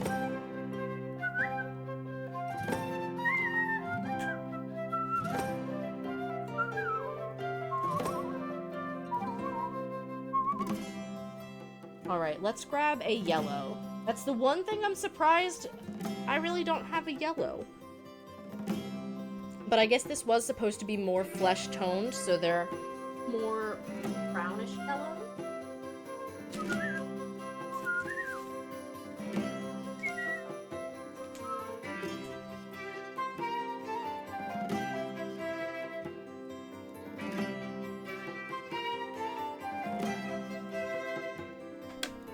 Not bad, it's a little dark.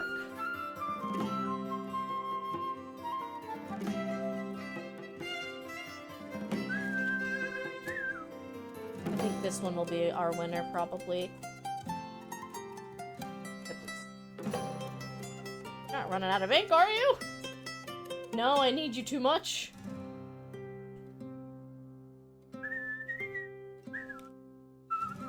We'll try this around the Goron ruby shape and see how far that carries us. And then it looks like there's a lighter yellow for the rest of the yellow.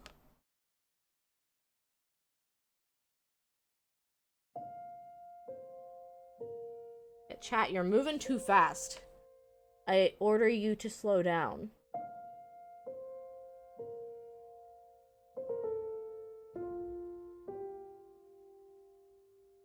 This is a draw along. You can't go faster than me.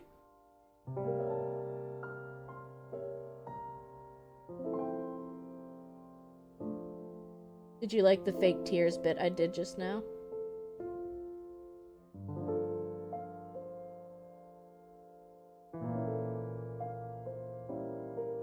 This is fine point Sharpie. I find that as far as yellow colors go, Sharpies are where I have the most options.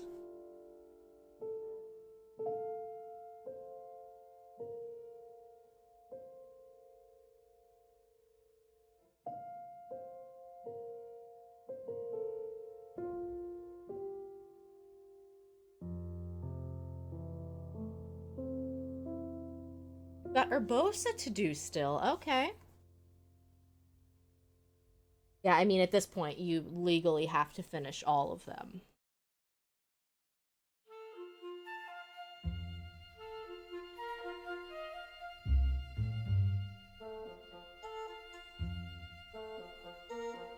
I still feel bad that Daruk never got any votes. We always voted on who we wanted to do next.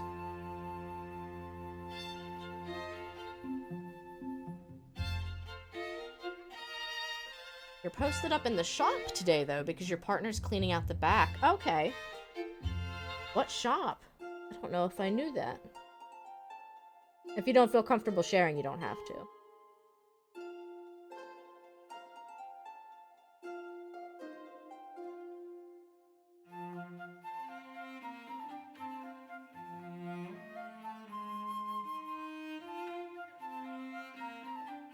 He has a workshop. Okay, with tools and such. Also where you keep your gardening accoutrement.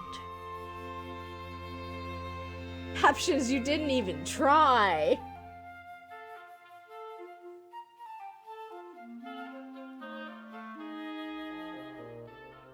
Captions, let's try this one more time. Accoutrement. Yes! I don't know why, it makes me so happy.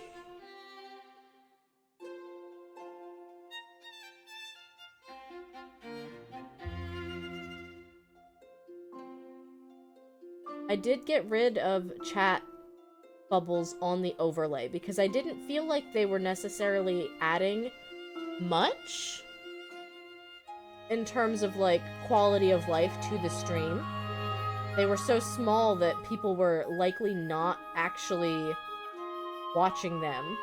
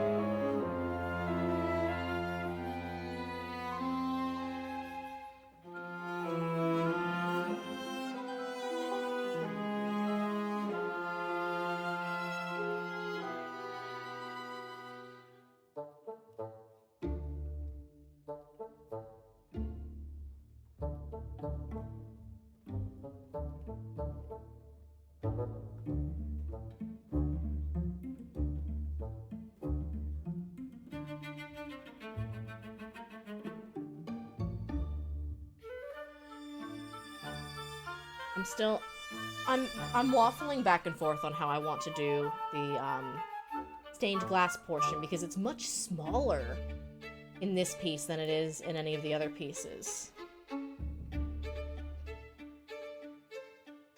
We did decide, I think, that I should have an even lighter yellow.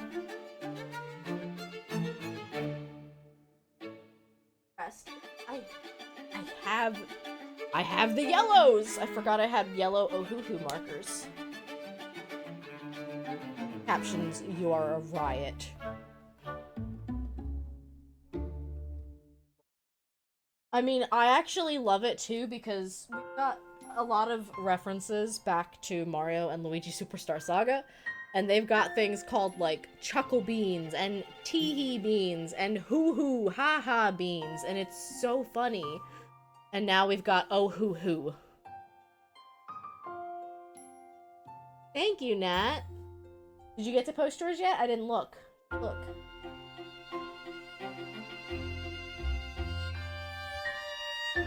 You did!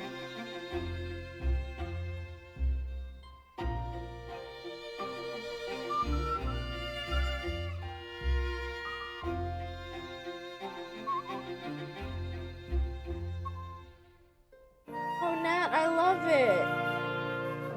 Love that. I really love how you did the background. I'm getting ideas.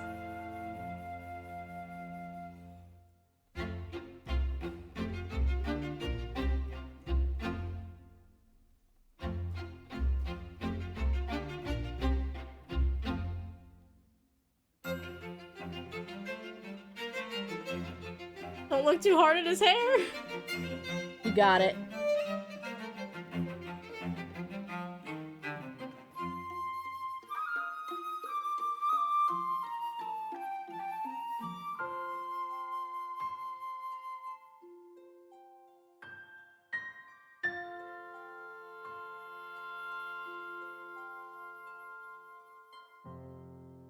I find that, like, the yellow colors and then the very light colors do always make me nervous of whether they're going to pick up and smear any of the carbon.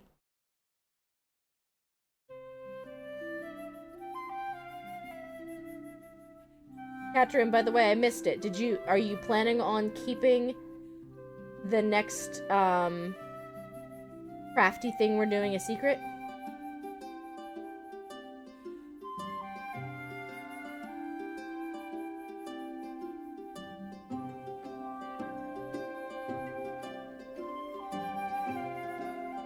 We can talk about it. Alrighty. So, we're taking a pause from the draw-alongs. Had a lot of fun with them. But, we're looking to continue doing different kinds of crafts. And so, we have a lot of fiber artists in the Discord. Now, that includes, knitting, crochet, even spinning your own yarn from fiber. And the goal is to do some little introductory classes based off of that. Now, we're not sure exactly how we want to operate every single thing, but the idea would be to be able to, like, send out some very basic supplies, like a little bit of yarn, some hooks that you can use to start, and then you get to kind of follow along in a Discord setting. Maybe a stream setting, I don't know. I am not a fiber artist. Crochet is first on the list, potentially in April. Because you probably know, in March we have CGRH Go. That is our first charity drive of the year.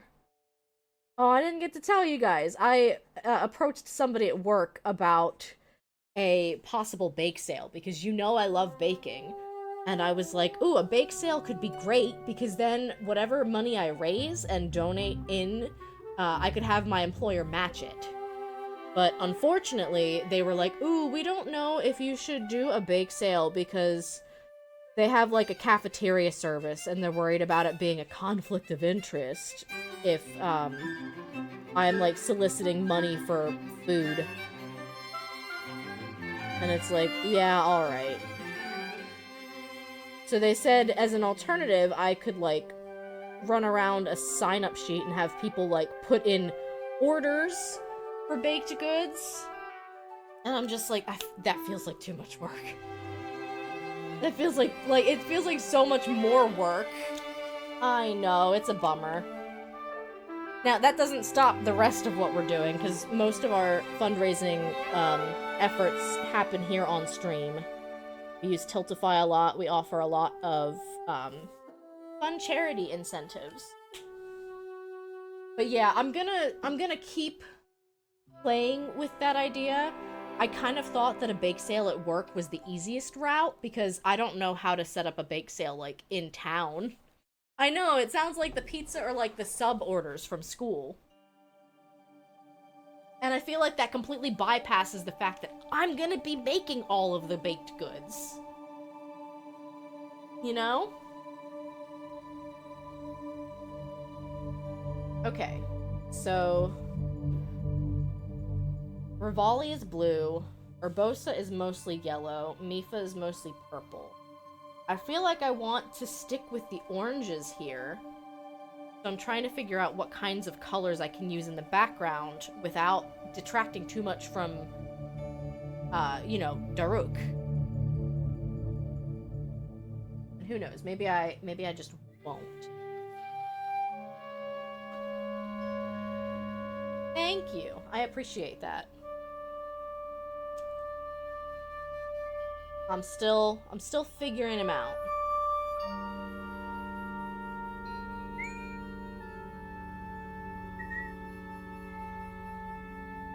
You wonder if there are maker fairs or something at the community center you might be able to do. Yeah, and I mean, I'd be okay to set up, like, a down payment to, do something like this. It just, I don't really want to deal with having to go out of my way to find, if I need, like, you know, a permit, or if I need any sort of, like, legal protection to solicit money for charity and offer something in return. Like, it's a very weird territory, and it's also new to me. Like, I've never tried this before. Usually, if I am joining, like, a fundraiser and doing something in real life, Someone else has set it up and I am joining into it.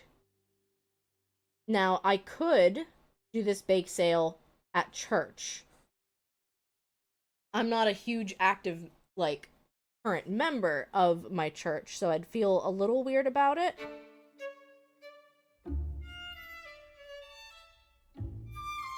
Things made in home kitchen don't require permitting, usually. There's a limit on the amount. That would make sense. I was planning on making, like, maybe 4 dozen cupcakes or something.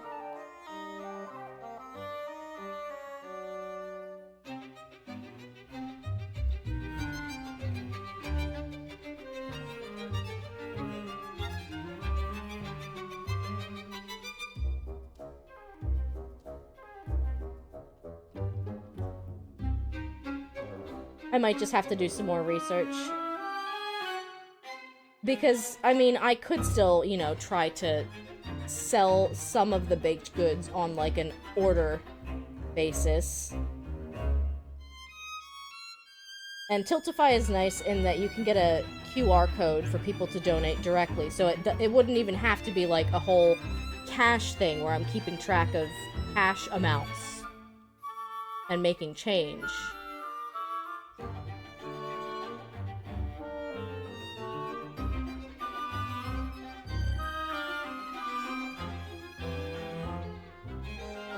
I love how smooth that is.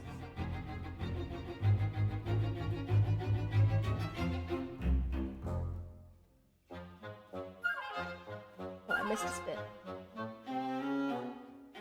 I mixed the word spot and bit, and I said I missed a spit. You know what? It's fine. Here in California, we're super regulated on everything, but all the farmers markets here people have a ton of food that they make in their homes. Yeah, I mean, that's a fair point. I just don't know, like, I don't think they need permits, but they probably pay the farmers market, and maybe the farmers market has the permits? I don't know. I don't fully know. Now, I want the brightest red. I don't think I want old red. That sounds wrong. Yeah, that ain't it. Old red? Nah. That ain't it. Geranium? Dark, but better.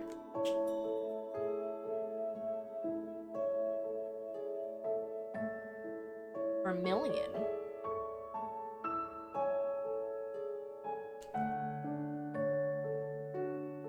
I think it's... I don't know.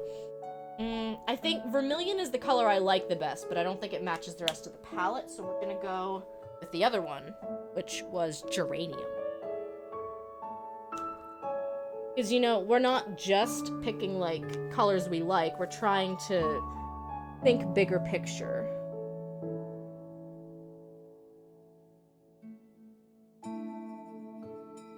It's scaring me how dark it is. It'll be fine. It'll come out in the wash. Camera, wake up.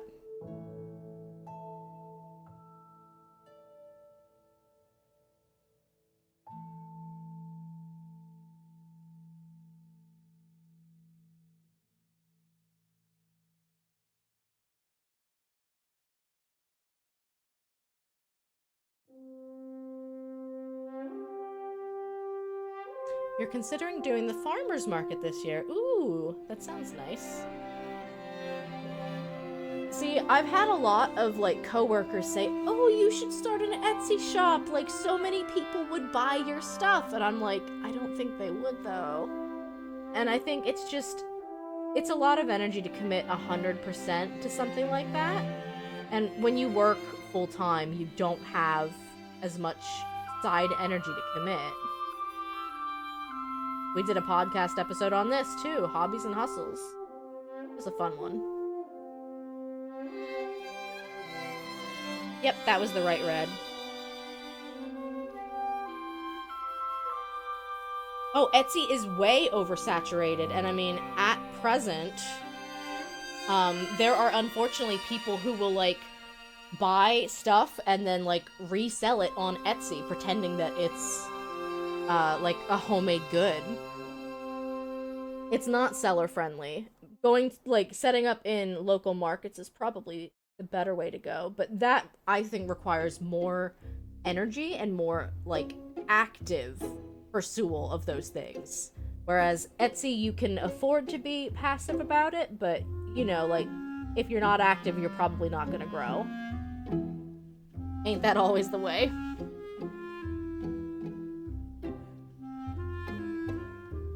And I mean, now, of course, you've got Wish, you've got Temu. There's a lot of places where stuff is getting made very cheaply and sold for even cheaper. You really do. And I moved away from Twitter after it was bought out by everyone's favorite billionaire right now. So I don't have Twitter anymore, and I feel like a lot of people are struggling to find and stick with a social media alternative. Blooper?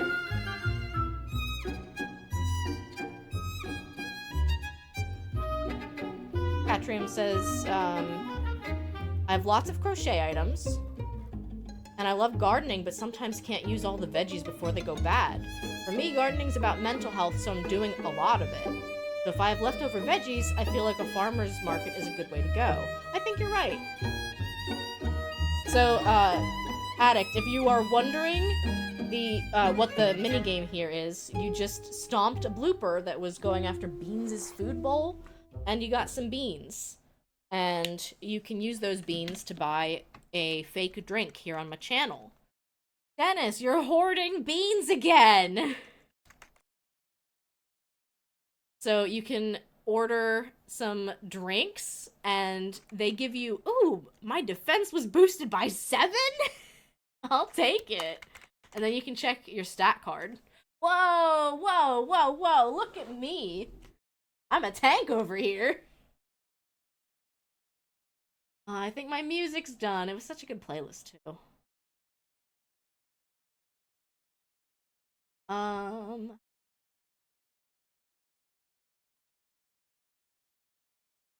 Yeah, it reset at the beginning of the year. I've turned off the high stat monsters for now, though. Now, here's the thing. I don't know how to do this, but I want to try to figure out a way to allow people to trade in beans for a permanent stat boost item. But it'll be an expensive amount. Because, I mean, you guys are hoarding beans over here. So a lot of you have, like, hundreds of each type. So I feel like it would be pretty fair to allow you to trade that in for a permanent stat boost. And then, of course, you can kind of, like, keep upping your stats with bean juice.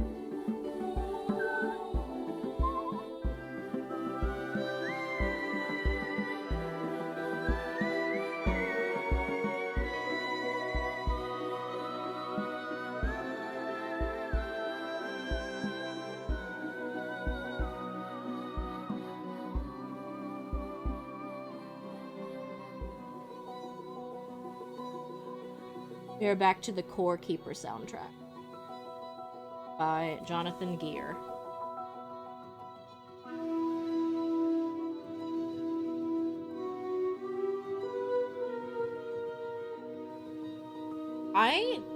I'm tempted now to check out Owlboy that I know that the soundtrack was also Jonathan Gear.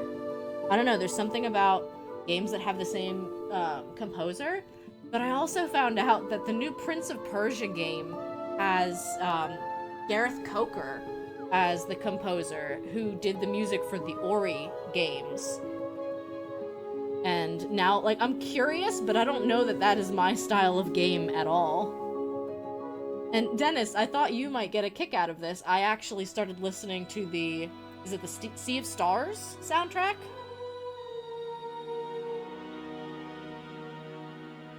Sea of Stars or Star Ocean? I have to check now. It's Sea of Stars.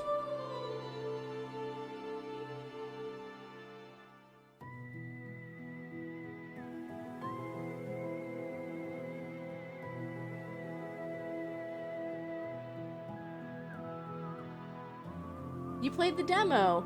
I'm enjoying the music a good bit. There's a lot of variety to it as well.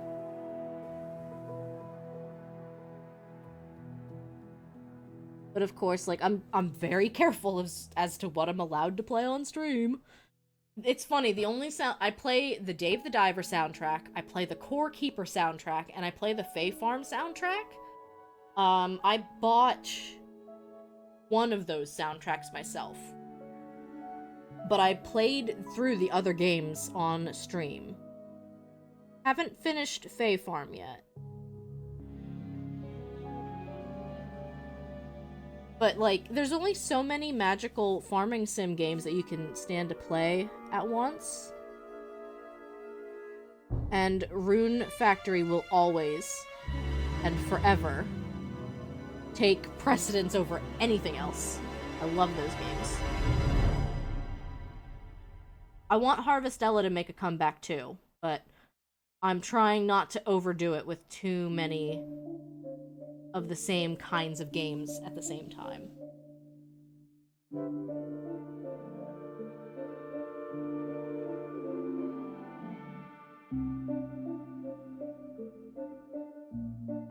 I need to get a sound bite of the creepy fairies from Harvestella saying bye-bye, and have that be a sound alert you can play on stream. And then I will hate it when people go to lurk and that noise plays. And then I will become a lurker hostile channel.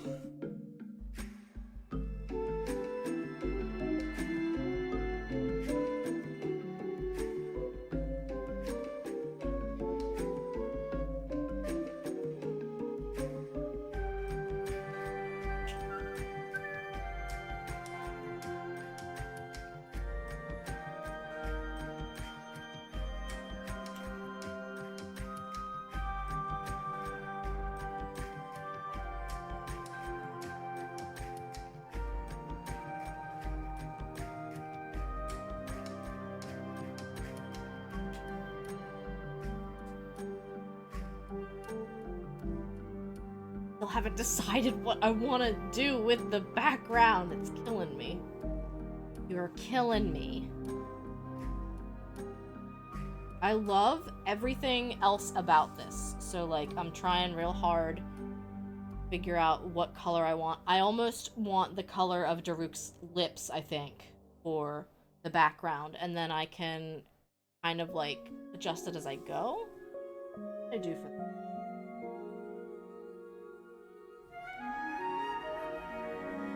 So for Urbosa, I used pencil to mark out some, like, stained glass patterns. So I think that's what we... No, where's my...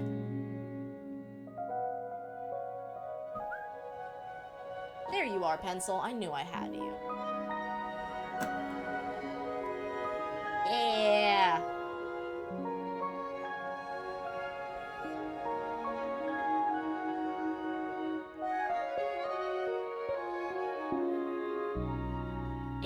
Defense? Yeah. You're a tank. Join the club. Nat, did you see my stat card? Check me out. Gun show.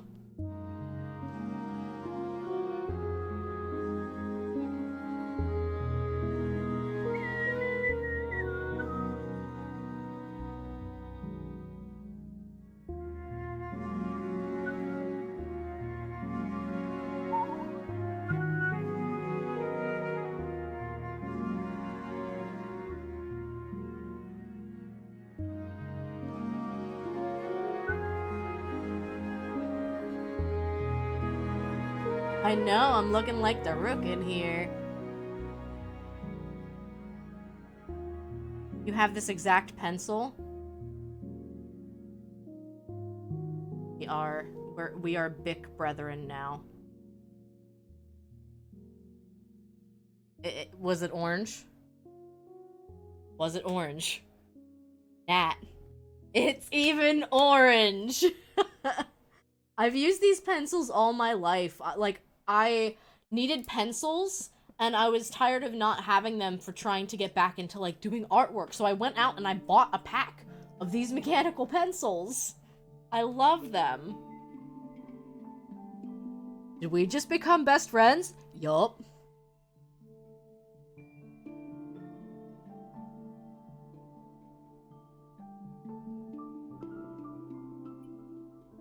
God, I love this music. These tracks aren't on Spotify yet.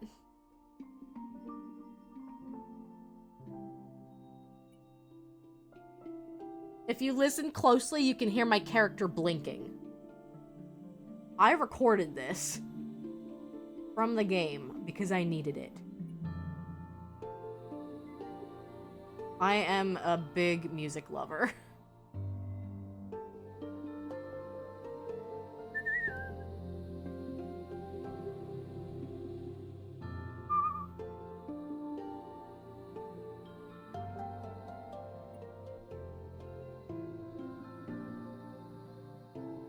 I really love how Daruk is coming along. Okay, sometimes toot your own horn. You're worth it.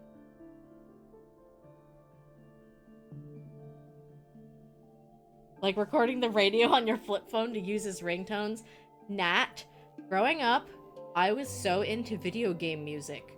I specifically remember we found out that I can't remember what system it was. If it was the N64, if it was the Wii, but I remember we had to record the video game music with a cassette tape player and then convert it to a CD. And I specifically remember, like, we did this at church because my dad ran the sound, or he does the sound stuff for them. And it was literally, like, recording the music from the game system onto a cassette tape and then converting it from cassette to CD. Listen, I love my music. I will die on this hill.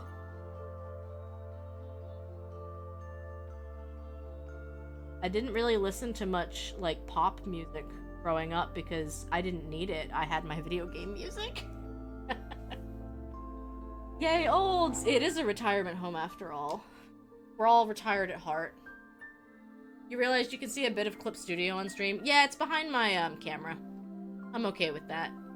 We were showing off the September, collab earlier, and I showed off the cool art that you did. You didn't know if it was on accident. Oh, I appreciate looking out.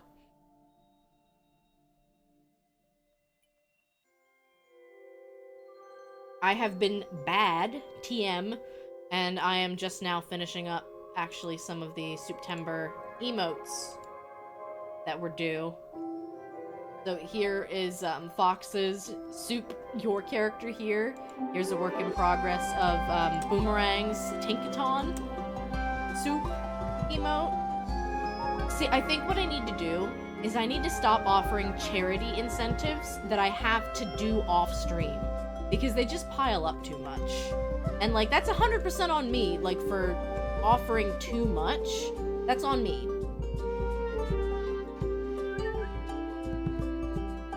Like, I easily could say, no, I don't need to do all this, but I am extra as a person.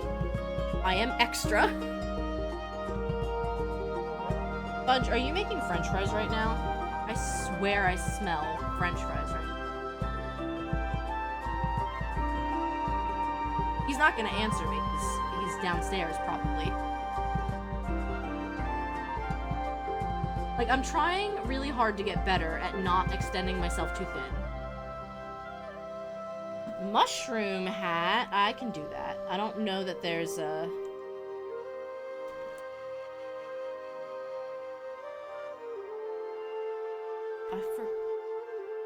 No, okay.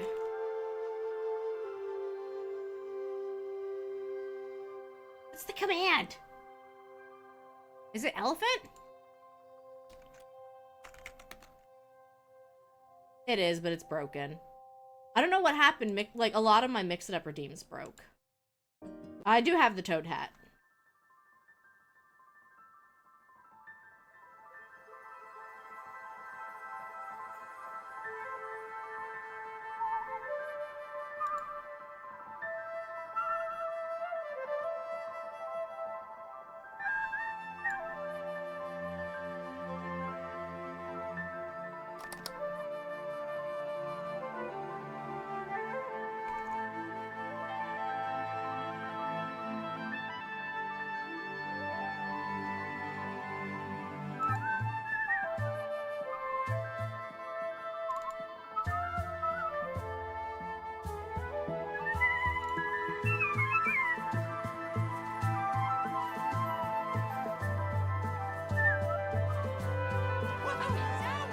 Okay.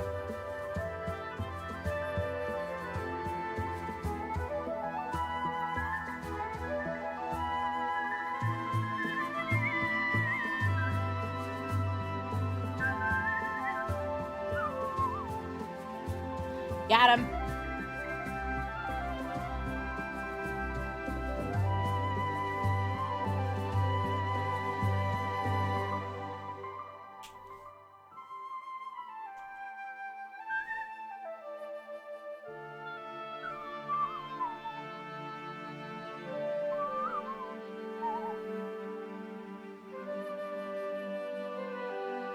Hair color is the lighter one. You said you missed my stream this morning. You're wearing your Red Rhea shirt? Yay! I feel so flattered. There is going to be a Frapture t-shirt. It's going to happen. I have drawn the draft. It's on my phone. I forget, did I post it to the subscriber-only channel? Oh my gosh, I love all the art that I'm seeing!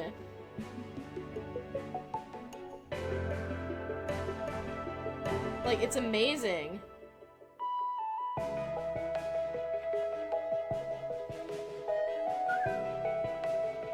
I did show this, a sneak peek at the charity design in the subscriber channel.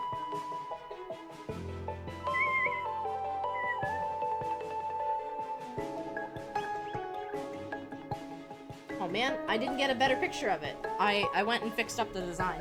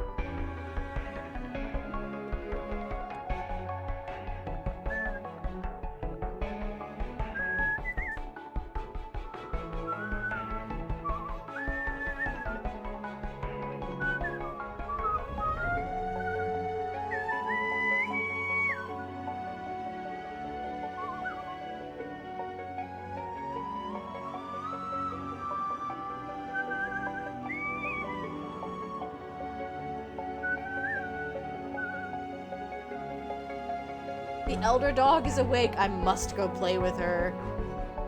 Say hi to puppy for me. I'm surprised Inky hasn't come over. I'm whistling a lot. Oh, he's awake. My cat is in his bed. It is on the spare bed.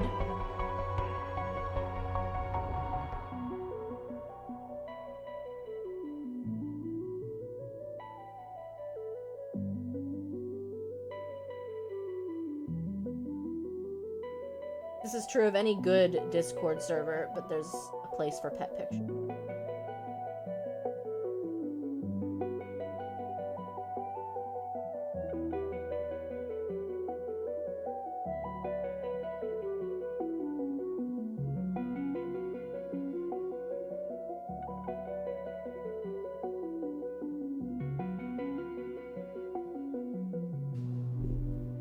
She decided to go check that the yard was still where she left it. You know, I understand.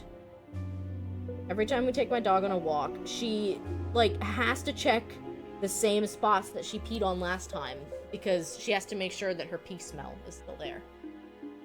Very important. It is, like, the utmost.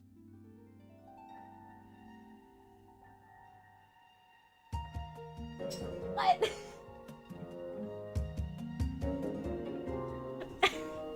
I'll grab it. Wait. Okay, it wasn't fries. No. Are you ready? Are you ready? Food watch. It was not fries. Your husband walks in and puts this on your desk. What are you doing? Oh my gosh, it looks so good. Thank you so much, Fudge. Yeah, homemade chicken wings.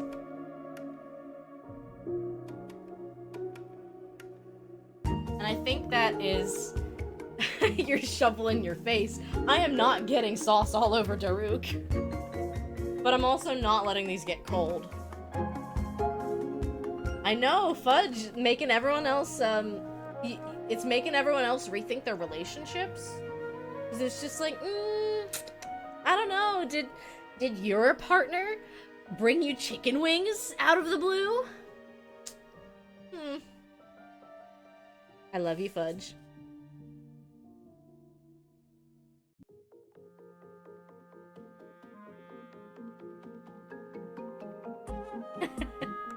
Hashtag goals. Absolutely.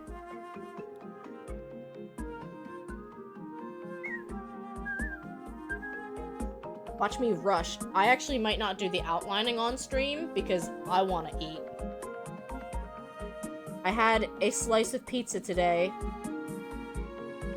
I also had a breakfast sandwich. I know you want to eat them while they're fresh, absolutely.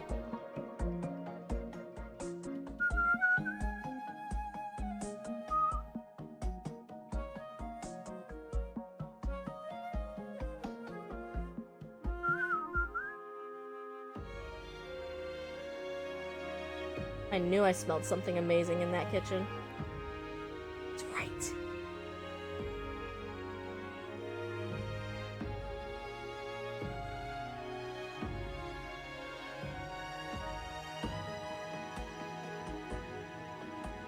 Hi, Kate. Welcome in.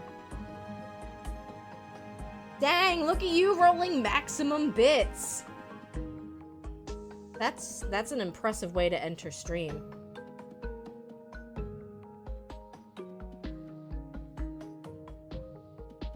We were showing off the September collab earlier. Going pretty well. Look at what Fudge just walked in and brought me. So this is how it's going. Dang, 160 bits. That's a really great roll. I got 22.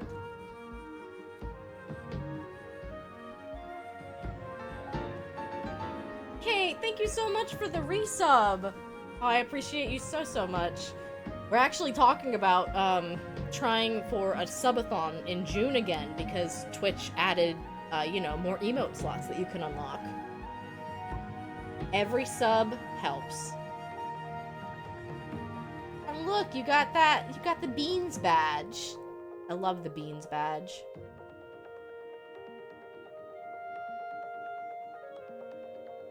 So we are finishing up the last of our Discord draw-alongs. Yeah, I skipped a year on the subathon because I did the Mario Day rebranding, and that was still fun. I had a good time. I liked kind of like, you know, we can bring a little bit more of a focus to the VTuber model. I'm still a hybrid streamer, so you guys get to see my pretty face a lot of the time. But, you know, when I'm doing art, it's kind of impossible.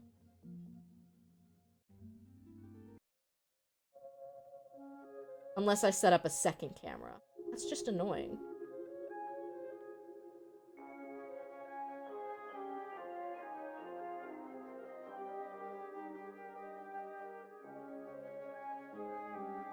He's ready for you to help. Sounds good, Catrium. Thank you so much for hanging out today. I love seeing your artwork. I mean, I love seeing everyone's artwork getting posted to the Discord. It makes it feel alive and fun.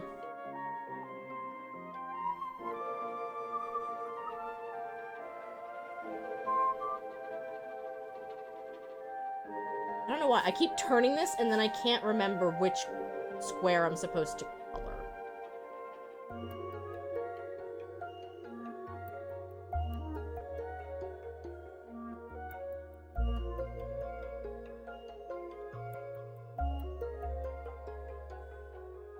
We are talking about our, a little bit about our charity plans for March.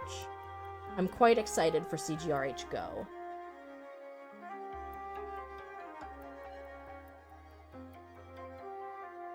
And I was also trying to see if I could get together a bake sale, like an in-person bake sale.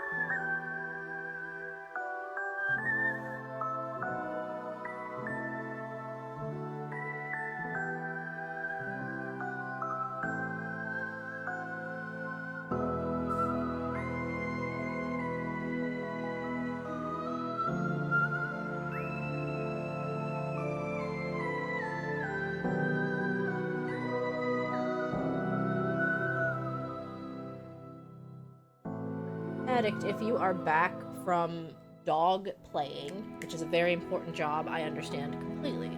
Now, what kind of games do you like? You're lurking and playing more Animal Crossing to grind. Sounds good. As soon as I'm done coloring this top bit, I am going to obliterate these wings.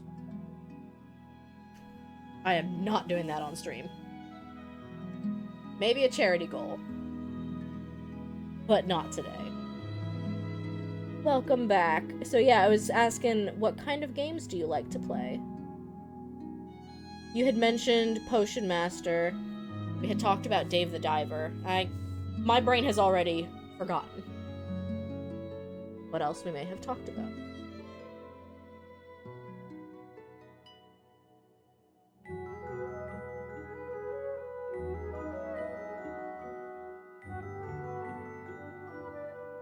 You don't usually have time to play as much as I want. Played some Dave the Diver and Little Nightmares. Also was playing Adventure Quest 3D. Not familiar with Adventure Quest. You like MMOs for the social aspect. Have you gotten to play any Palia?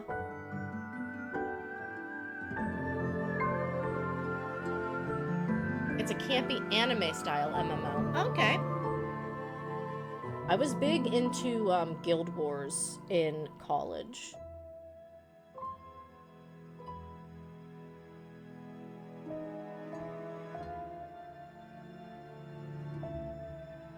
Guild Wars 2, to be specific. Played a lot of WoW back in the day.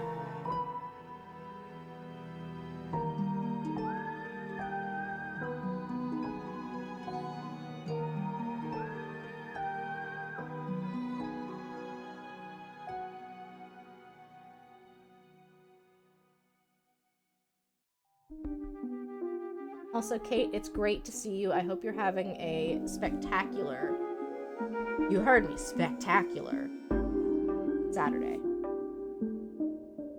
You played Guild Wars 2, Rift, Warhammer, Black Desert. I'm familiar with those, but I haven't played anything besides...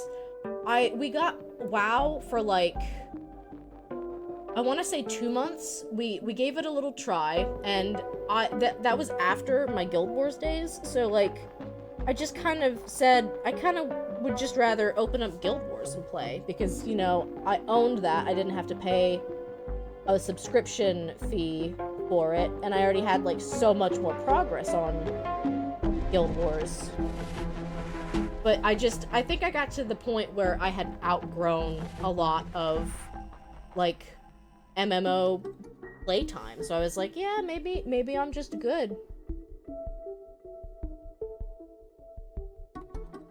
Palia is a very different kind of MMO if you are not familiar.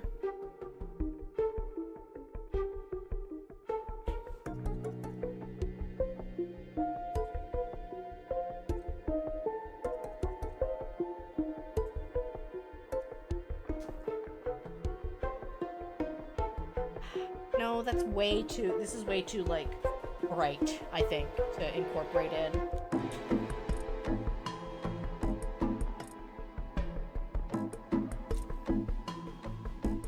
Oh, that's it. Mauve Shadow. You'll have to check it out. You haven't heard of it. Palia is an MMO without any combat. It still has a lot of your basic skill systems. So there's some leveling up, there's some grinding, there's definitely a social aspect to it.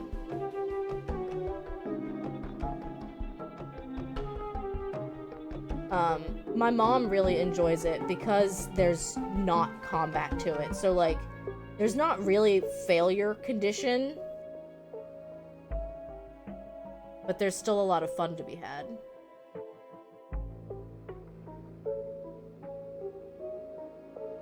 I might have to mix this with something else because it's a little bit off.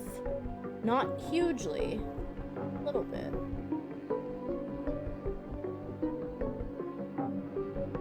Maybe you disagree.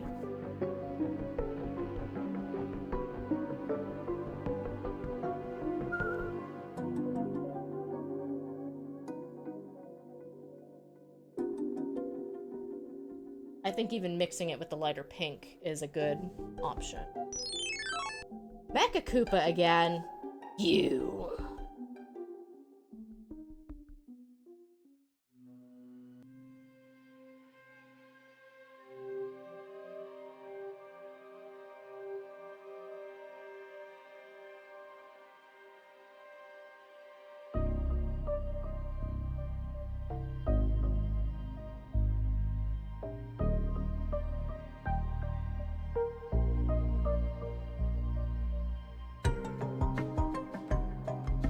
I'm also probably going to play way too much Satisfactory.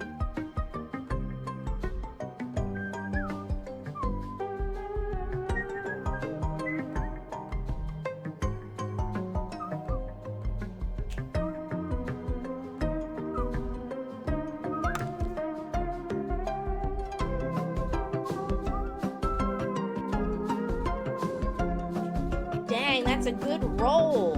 Wait, 10 of each bean? No, yeah, I think that's just a good roll. 10 is the maximum. You could buy so much bean juice with that.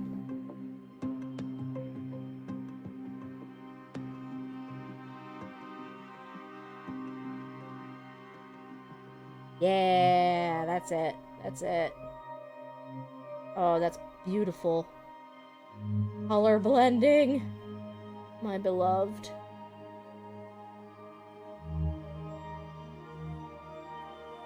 I'm coming for you, Wings.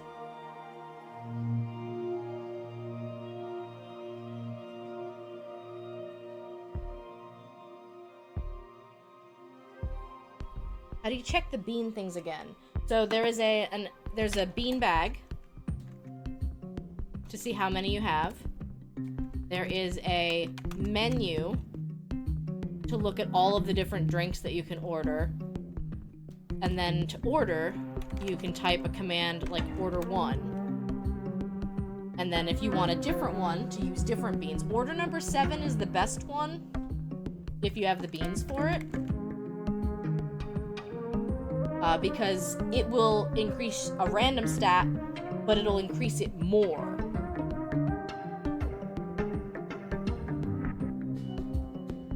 So yeah, it's a silly fun game. Ooh, look at that power. The power level.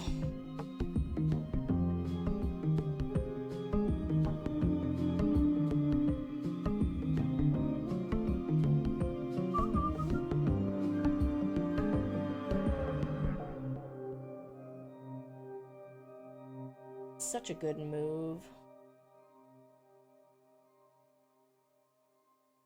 Look at me, tooting my own horn.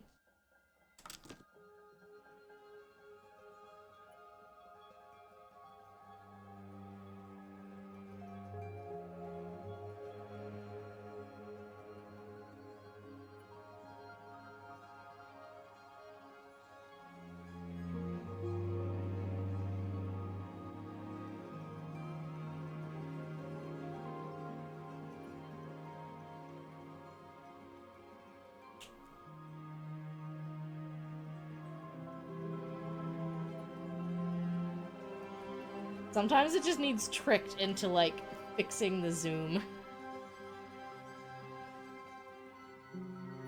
So, I am going to finish this up off stream just to do the marker outline.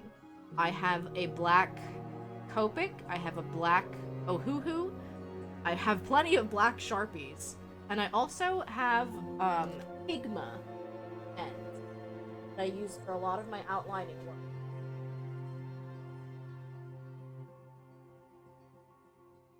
These are my favorite. Pigma Micron.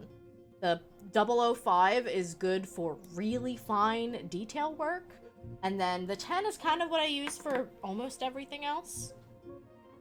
And the 005 I got because I do Copic trading cards that are, you know, very small scale. So in order to be able to, like, get down and do some of the detail work, like, that's Magic Man there. And you need a fine-tipped pen to be able to do some of these details. These are spirits from Moonstone Island. That's another game that I will be getting back into. Bumbleweed, my beloved.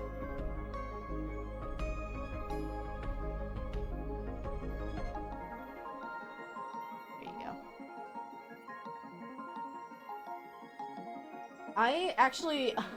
I saw that Stream Inc. was doing something else for January, and I was curious, but they were doing it on, like, a week-to-week basis, so there were only, I think, 4 prompts. Which isn't bad, because you don't really want to way overdo it. Thank you so much, Nat. I really appreciate having everyone here. Like, really, drawing along with me is way more fun when there are people who are there to, you know, draw along with you. Stream is always better when you guys are here, and I appreciate you greatly.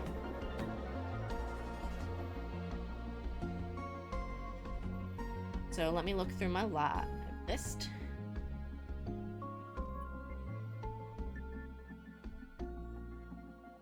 We're glad to have you, Adventure. Sorry, my brain just short-circuited. It's always nice to add people to our little community. We jokingly call ourselves a retirement home. I want to say we've got people from between, like, probably age 20 to, like, I mean, my mom's in there. She's redacted years old, but she's actually retired. She's living the dream, and we will get there eventually. I think we are going to raid... I see that Sleepy Heart is live. And on a BRB, but they're doing some charity work to raise money for Palestine's Children Relief Fund, and also actually switching from art. Okay, hold on. I wanted an art stream. That happens sometimes.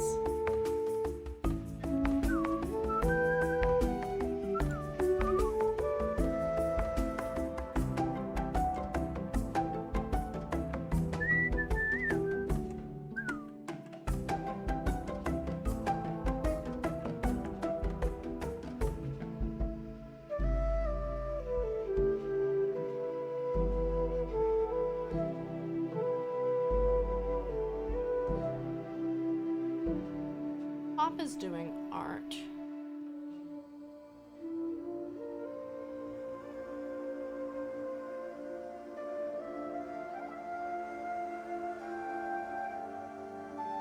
I'm having that fun indecision. We'll raid Sleepy anyway, even though they changed. Oops, I keep doing that.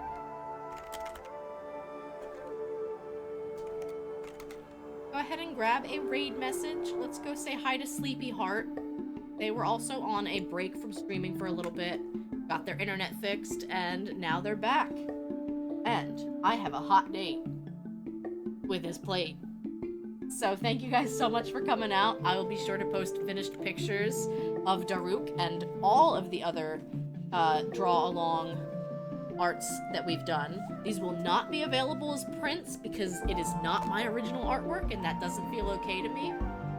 But I am so happy that we got to learn and practice our technique together. Thank you guys again for being here. I hope to be streaming more next week, so you can check Discord and Blue Sky for a schedule. Without further ado, keep going and growing, and I will see you guys next time. Bye!